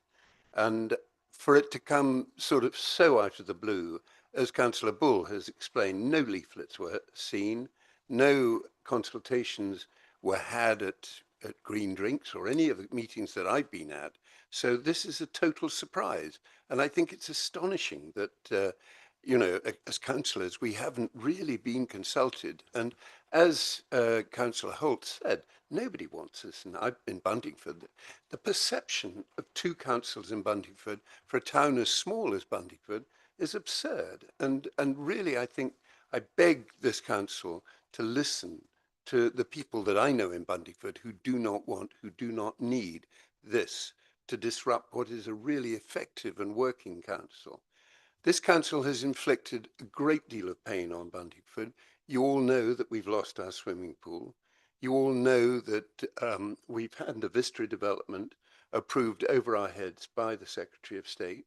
You all know that we had a huge town meeting at which the entire parish council residents did not want to have a medical centre inflicted upon them at the top of a hill on the outside of town. And yet that decision was approved. This is another slap in the face to the people of Buntingford. And I beg you to vote for this amendment, as I will. Thank you. Thank you very much, David. Councillor Hart. It's just an observation because as an independent councillor, I can kind of see the whole picture. And I think the arguments for the amendments have been very succinctly made. They clearly, Sawbridgeworth and Buntingford are in opposition to warding. It is their town at the end of the day. And warding doesn't necessarily lead to greater cooperation. What leads to greater cooperation is councillors who want to work hard for their residents. That's what leads to greater cooperation. So just warding in itself won't achieve that. So I think if the residents of Buntingford and Sawbridgeworth had not been persuaded for the argument against warding, then another dialogue needs to happen to listen to their concerns and bring them on board if it's felt that warding is the best option. And I don't really hear that they are on board with it or have been brought along. And I think to a large degree they do feel that they're not being heard. And as a listening council, maybe we don't want that. Maybe we want them to feel they have been heard. That's just my observation. Thank you. I'm conscious of the time, but we'll plough on. Councillor Smith. Thank you, Chair. Thank you for your presentation, and to Aubrey for that really heartfelt presentation too. As County Councillor for Buntingford, I just thought it was wise for me to come in at some point and say that I don't see any logical reason for warding. And I know that Buntingford Town Council are very against this. I know that Duncan has been in here, the mayor, and I echo what they are saying. There's really no reason for it. It is a small town that thinks big and everyone tends to know each other. And we're prepared for the amount of development that's gone on to be brought upon us for the next 5 years or so. It really is an emotive issue in Buntingford, the amount of development we put up with. And there's a lack of infrastructure. There's lots of things we do need in Buntingford, but warding is not one of them. Thank you. Thank you very much. Councillor Passat-Wyatt. Thank you very much. I just want to pick up on a couple of points from around the chamber. Firstly, Councillor Crystal, on kind of communication to council and why residents of Sawbridgeworth and Bundingford weren't writing to him in their droves. This council established a process for the Community Governance Review, which is an open consultation. There was a process for residents to submit responses to that consultation, and residents did so. As far as I'm aware, that process didn't involve emailing the leader of the council specifically. If that was the route that you would have liked them to take, then that should have been set out. But ultimately, our residents expect to be able to trust a consultation process that we run. And I think that's kind of a really important point about that. I think in terms of wider communication to the council, the town councils and parish councils involved in this have fed into this council on more than one occasion. I personally have raised the issue of Sawbridgeworth in this chamber on 3 occasions. I know Councillor Holt, specifically on this amendment around Buntingford, has also raised this point, and others have. As Eric has said, we're still yet to hear reasons why warding is good for either Buntingford or Sawbridgeworth. It seems to be that it's just being done as an administrative point. And the sort of examples around Hertford, Ware and Bishop Stortford, these are all based on towns that have had wards for a long time, largely based on equal balance and sort of roughly equal electorates in those wards. What's being proposed in these 2 cases is not the case.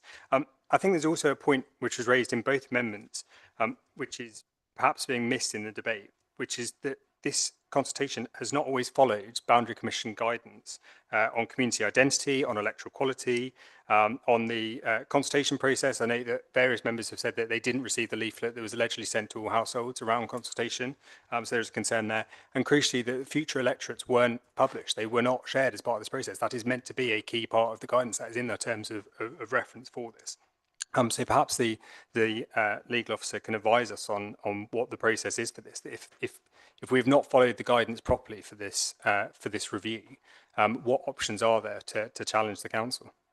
Thank you.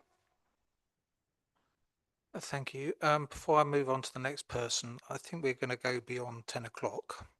And so whether there's anyone that wishes to propose that we go. Thank you. As seconder, thank you very much. Could we have a show of hands on this, please? Thank you very much. We'll progress beyond 10 then. Thank you for your time. Councillor Copley.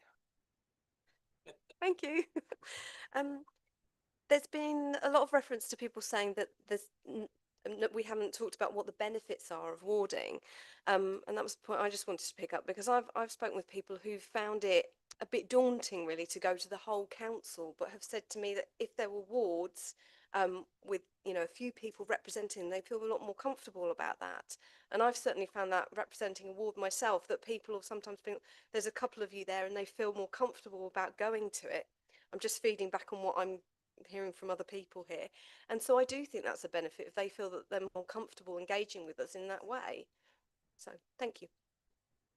Thank you. Councillor Thomas and then Councillor Jacobs. Thank you, Chair. Yeah, just once again, I'd like to thank Councillor Holt for bringing forward this amendment. Very much the same pointers of Sawbridgeworth. This was a decision that we ended up not agreeing on at the end. Councillor Holt, I know we were both apprehensive at first, but both agreed at the first stage to sort of go forward with this. But the community governance review process worked, and we had representations, and you've changed your mind, and I totally respect that, and I completely understand your points about future developments in Buntingford, same as Councillor Terry Smith here, but to the same point as Aston and Hazel Park, it's hard to judge from now, and like with Aston, a community governance review further down the line can change these things. So this isn't the be all and end all. And as to a point of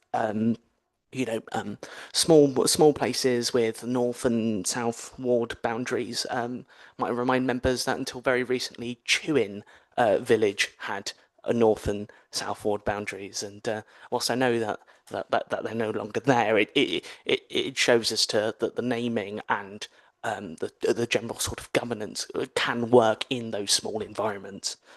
So I'd just like to remind members of that. Thank you very much. Thank you. Councillor Jacobs. Just wanted to pick up a few of the points that have been made in discussion. Councillor Crystal asked how many councils of the same side as Buntingford and Sawbridgeworth are unwarded. The answer is none that we were able to find. Everyone's got, well, most people have got laptops in front of them. If you want to Google a town that you know that's roughly the same size as Sawbridgeworth, look up how many wards it's got. If I'm wrong, fine, but we weren't able to find any. Councillor Walcombe, I'm really surprised to hear your comments that this has come out of the blue. We've discussed this in this chamber before now.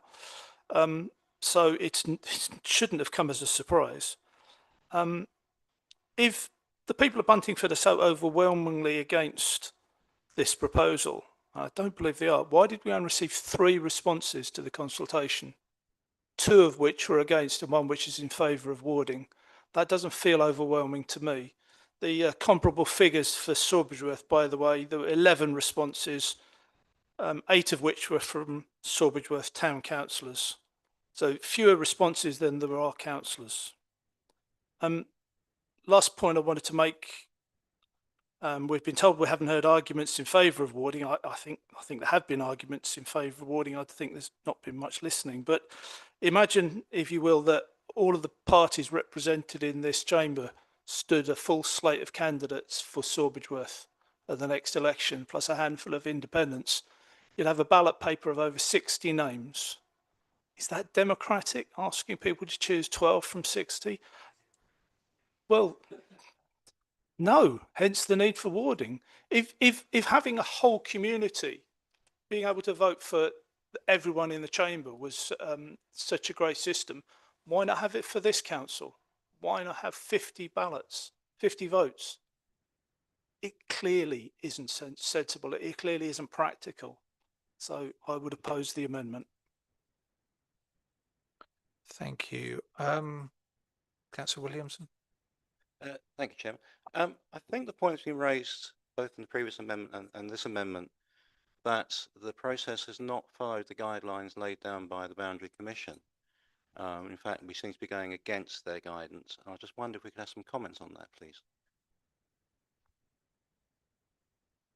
Thank you, Chair. As has already been mentioned, the group itself was ably assisted by 2 officers from the Democratic Services team, that is Edward McCready and Katie Mogan. Throughout the process, they have been satisfied that the guidance has been followed. I appreciate that members in this chamber have expressed a different view to that. However, the view of officers who have been assisting the group throughout the whole process are happy that the guidance has been followed. Thank you. Councillor Hopwell. Thank you, Chair. Just wanted to echo a few points made earlier about the benefits of warding. I mean, I'm not representative of Buntingford, but the amendment didn't come through from a Buntingford representative either. But looking through the feedback, I'm not seeing overwhelming objection from residents. I appreciate the town council objected. It sounded like the town councillors discussed it amongst themselves rather than with residents. I've had a quick look on the town council Facebook page. I can't see any information advertising that there was community governance review. I can't find any information, as Councillor Nichols said, on the Buntingford website about it particularly either. But in terms of benefits, as a town councillor, I'm a named person that the people in my ward can come to. If I lived in Buntingford, I can't contact any of the councillors. I have to go through the clerk, and there's no ownership. I feel directly responsible for my actions, and I'm accountable for the actions of residents in the ward. Whereas if I could contact one of 12, there's no opportunity to really, I don't know, it's like diffusion of responsibility. Whereas, when you know that you're responsible for people in that area, I think that's beneficial for residents. Thank you. Thank you. I know it's getting late. I think we're probably at the end of this discussion. I want to throw it open to the seconder. Thank you very much, Chairman. I don't represent Buntingford, but I'm in Buntingford most days of the week. I have my car fixed there. I have my teeth fixed there. I collect my prescriptions there. I have my hair cut there. I buy my meat there. So you get a rough idea. I'm there. Buntingford is very proud, a very proud town. They're very proud of being the smallest town in Hertfordshire. They're very proud of the fact that they've got a vibrant working high street, which goes against the grain in a lot of other places. Everybody who lives in Buntingford, who has normal capacity, can generally walk to most of the high street in about 15 minutes. Which again is not usual. And of course, out with the warding we're talking about here, it supports satellite villages. There's no appetite that I've come across for warding. Most people probably, until you discuss it with them, wouldn't understand it. It's very much the political bubble. But they're simply not interested. And a lot don't want it. And the town council don't want it. And the town council is exceptionally good. They're well run, they're very effective, they're very cost effective. And Buntingford is very proud of its town council. Now, we've heard a lot of arguments for and against, and thank you, Councillor Hopewell, for explaining how warding works. I'm sure we all needed to know that. We understand where we're going with this. We have to accept that Buntingford has had a lot imposed upon it in the last 20 years. I've been sitting here nearly 20 years. They were the first to produce, I do believe, a neighbourhood plan. It was an outstanding neighbourhood plan. It was a work of art. It was something that was used as an exemplar widely and largely ignored. It was imposed on time and time and time again. You had 20, 30 ton tippers going up and down the 1038 day in, day out, hour in, hour out. The massive imposition on Buntingford, frankly, was an embarrassment to this authority. We sat in development management committee meetings month after month, imposing more and more on Buntingford. They've had enough of being imposed on. Get the message. Leave it alone. Back off. Let them make their own decision in their own good time. This is not the time for East Herts Council, for this authority, to impose something else on them that they simply don't want. Thank you, Chairman. Thank you very much. Aubrey, sum her up. Thank you, Chair. Do you know what? I think that Councillor Andrews has perfectly brought an end to the discussion. So it's getting late. I'll leave it there. But thank you, everyone, for your input and discussion and comments on this amendment. Thank you. Thank you very much. We're going to take this amendment to vote now around Buntingford. Those in favour of the amendment, please raise your hands.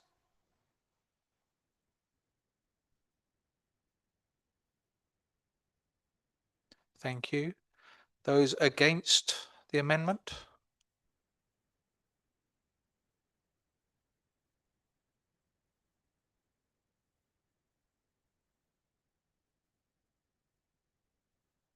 Tw 21. Thank you. And those abstaining? 1. Thank you. So it's not carried. That's not carried. Thank you. And we can now move back to the full motion that Joe raised. And I suppose it's any other questions relating to the proposal that's not been covered up till now. Martin. Thank you. I will be quick. I think I just need to put on record from the Ware Town Council perspective that we were utterly bemused when this proposal came through that the boundary between us and Wareside should remain as it was, given that the previous governance review changed the ward boundaries for this body to incorporate Ware 2 into Ware, away from Wareside. And it seemed to us that it would only have been sensible to have tidied that up.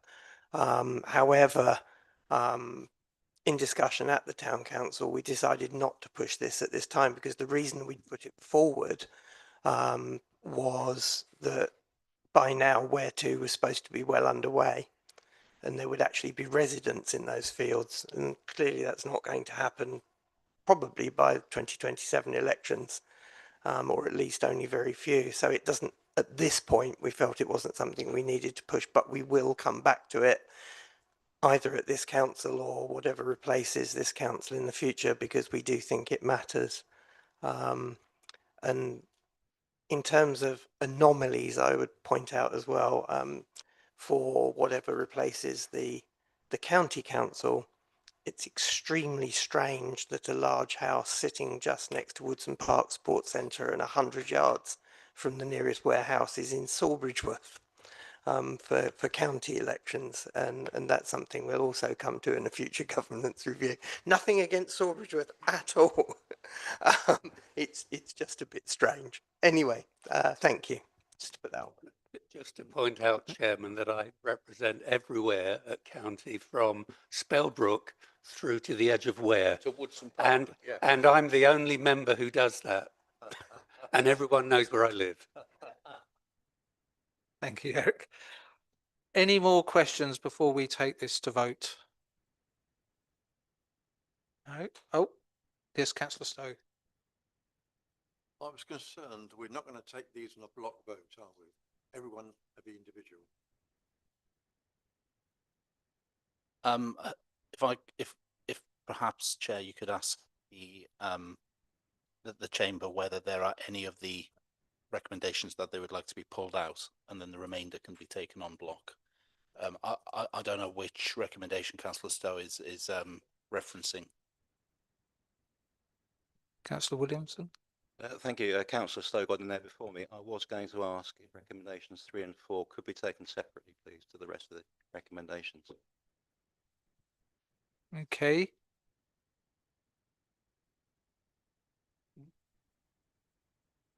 Oh, yeah. Okay. Councillor Stowe, is that your view as well?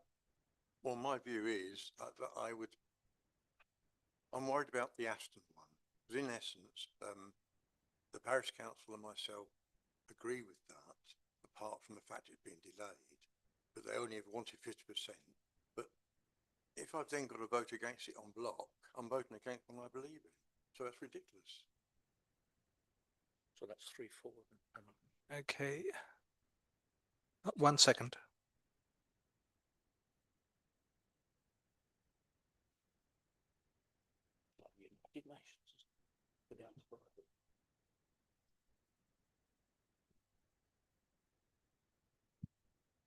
Given the amount of discussion around this, the recommendation from the legal team, I suppose, is that we remove the 3 items that you mentioned, Jeffrey, and that Tony mentioned from the picture at the moment. We'll take everything else on block.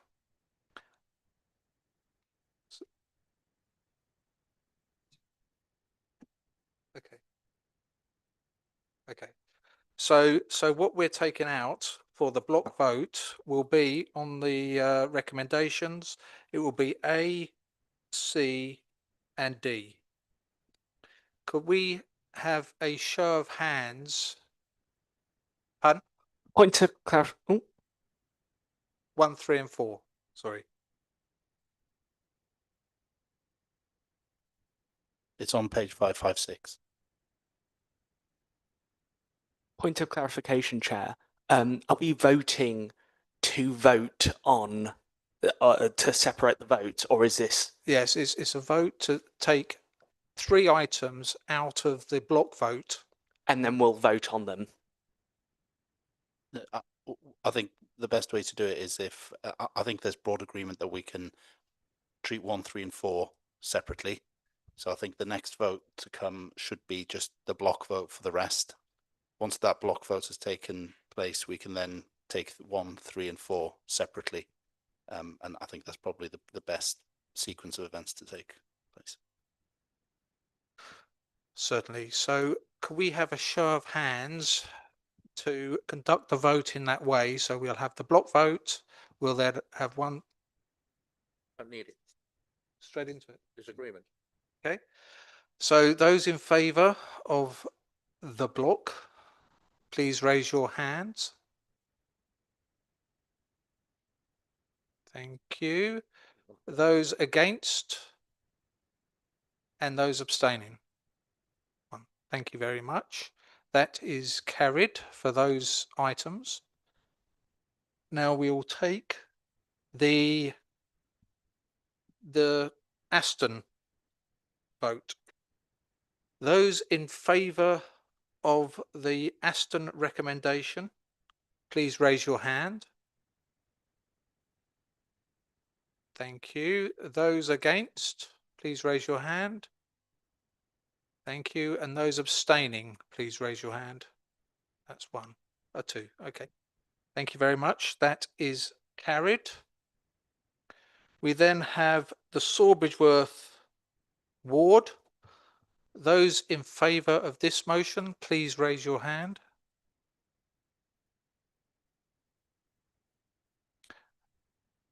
Thank you. Those against this motion, please raise your hands. Thank you. And those abstaining, please raise your hands. That's 3. So that motion is carried. The final one is the Buntingford motion. Those in favour of this motion, please raise your hand.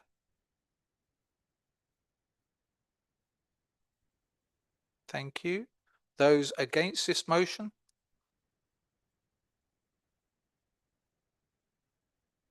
Thank you. Those abstaining? Thank you. That motion is carried also. So thank you very much.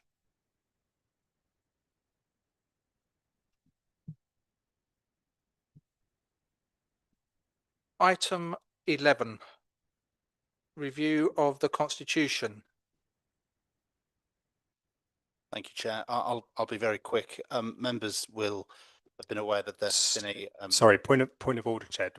Did we not need to vote on recommendations B and C of that last item?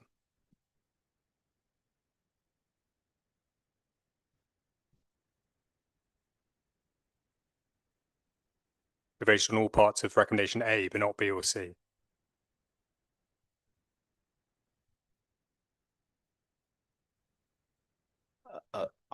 Personally, my understanding of what we've just done was to take all recommendations on block, other than the ones that were taken out. That would include, yeah, the B and C follow on from A anyway. So thank you. Thank you very much. Thank you, Chairman. I'll be quick. Members will be aware that there has been a senior management restructure here at the council. Job titles that you would have been aware of, that you would have been familiar with previously, such as the head of legal and head of housing, head of planning, and so on, have been updated, and we are now called such things as director of legal and director of place and so forth. That means that the Constitution, as was littered with terminology that was no longer correct, and therefore under paragraph 2.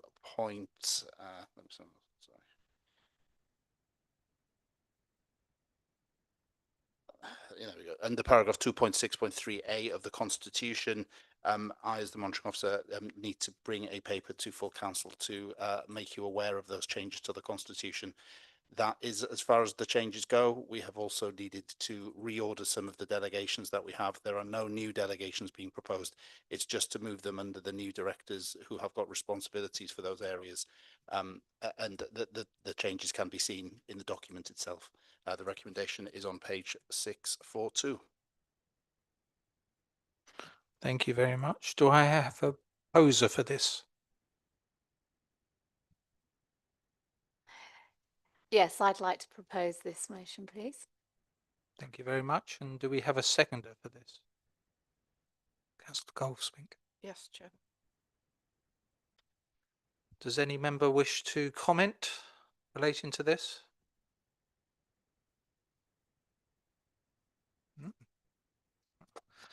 Unseasonably quiet. So on that basis then, we are recommending that the council update the consequential amendments to the constitution identified in the attached appendices are received. Could we have a show of hands in favour? Okay, and those against? And those abstaining? That is carried. Thank you very much. We're getting there. Motions on notice. There is one motion on notice. George, do you wish to talk on this? But why not? Let's use my voice. So, back in June, local activists, politicians and residents united to declare Ware the first Swift town in eastern England. This comes off the back of an enormous amount of work from local Swift groups and other voluntary organisations like Our Men's Sheds. The reason for this work is that while Swifts are beloved by many as a sign of summer, they have suffered large declines in number and are unfortunately now red listed. The causes for this are many, but one driver is reduction in their nesting sites, something which can be offset by mandating Swift bricks in all new domestic buildings in the UK. So the UK rightly works to preserve its historic buildings and cultural heritage. Our natural heritage, however, is equally as important to who we are, and more than that, we have a moral duty to preserve for the future the wonders which we are so fortunate to have inherited. The only circumstance in which we should want to compare the Scream of the Swift with the Power of the Turtle Dove or the Song of the Nightingale is in their ubiquity and not in their absence, and therefore this council should resolve to empower its leader to write to all MPs representing areas in East Hertfordshire on the council's behalf, encouraging them to support EDM 1065, which urges that the government introduce regulations that would require the incorporation into all new domestic buildings of Swift bricks. Thank you very much, George. Is there a seconder to this motion? I second the motion and reserve my right to speak. Thank you very much. Any comments or questions relating to this motion? Mahoney. Thank you, Chair. Thank you, Chair. I would like to strongly support this motion. I think swifts are lovely birds and they enrich our environment and our biodiversity. And it is really sad that their numbers have been declining recently. And I think if there's anything that we can do to help them, that we should do it. And what is proposed is not very difficult. Swift bricks or boxes are not very expensive, and it's quite easy for the builders to put them into houses which are suitable height. And if one could be put in each house, new house, it's for new houses, in each new house which is built, that would provide many possible nesting homes for these lovely birds. And I understand that many housing developers have indicated that they would be quite willing to have to do this and for the government to legislate, therefore, and it would be easy for them to do and they would be willing to do it. So I would strongly support this motion because maybe if we do this, then there's a chance that there will be more homes for swifts. Thank you very much. Thank you. Any other comments, questions? Councillor Horner. I will make a very brief comment and speak on behalf of Bishop Stortford, where I think we have one of the largest Swift colonies in Hertfordshire. The chair will know the building that I'm referring to, which was built in the 19th century and has the perfect slots in the walls for Swifts. And they are an absolutely delight. I live within a few hundred yards of that building. It is a delight all through the early summer to hear the screech of the Swifts. So I would want to do everything possible, and I think supporting this this motion that George has brought is one way we can do that to encourage them to thrive in our country rather than be driven out. So I will be supporting this this motion. Thank you. Thank you very much. Any other? Oh, Councillor Bull. I can add to that, Mr. Chairman. Thank you. At Addenbrooke's Hospital, those high buildings there, I was pointed towards, I think about 2 years ago, by one of the patients and said, oh, they're back. And every year they come back to those high buildings. And better than that, my youngest daughter, she's got one of these big summer cart houses up the meadow. And it's a dream. In the evenings, I sit there just watching them swooping back. And they've had 3 or 4 litters there. So I support this motion. Thank you very much, Dan. Any more? Do you want to speak again, George? Oh, because I'm going to be really cocky and assume it's Oh, going to pass. sorry, George. Okay. I've missed Vicky here. Sorry. Having got 4 Swift boxes on my house and having a screaming party of 15 Swifts over the last 4 weeks, all going around my house, checking out the Swift boxes, which they've been doing for 4 years, but not one of them has nested in there. I fully support this motion. I think they are fabulous birds and we should be giving them homes. Buy Swift bricks, not Swift boxes, because the bricks last forever, pretty much. What I would say is that this is great. One for every house built in England is fabulous, and hopefully we will top it when the East Herts Design Guide comes out. Thank you. And George? Yeah, I was just going to say, I'm going to be cocky and assume it will pass. So I'm going to ignore everyone here. And if I can very briefly just speak to the, I think, 4 recipients of this letter, and I know one has already signed it. We've got Josh Dean signed the Wear Swift Charter, which commits to campaigning for Swift bricks, but hasn't signed this EDM yet. So this is a little reminder. I just want to sort of recognise that in politics there are a lot of things that are complicated and convoluted, and there's these big moral issues and all the practicalities, which make things very difficult to do sometimes, and sometimes difficult decisions have to be made.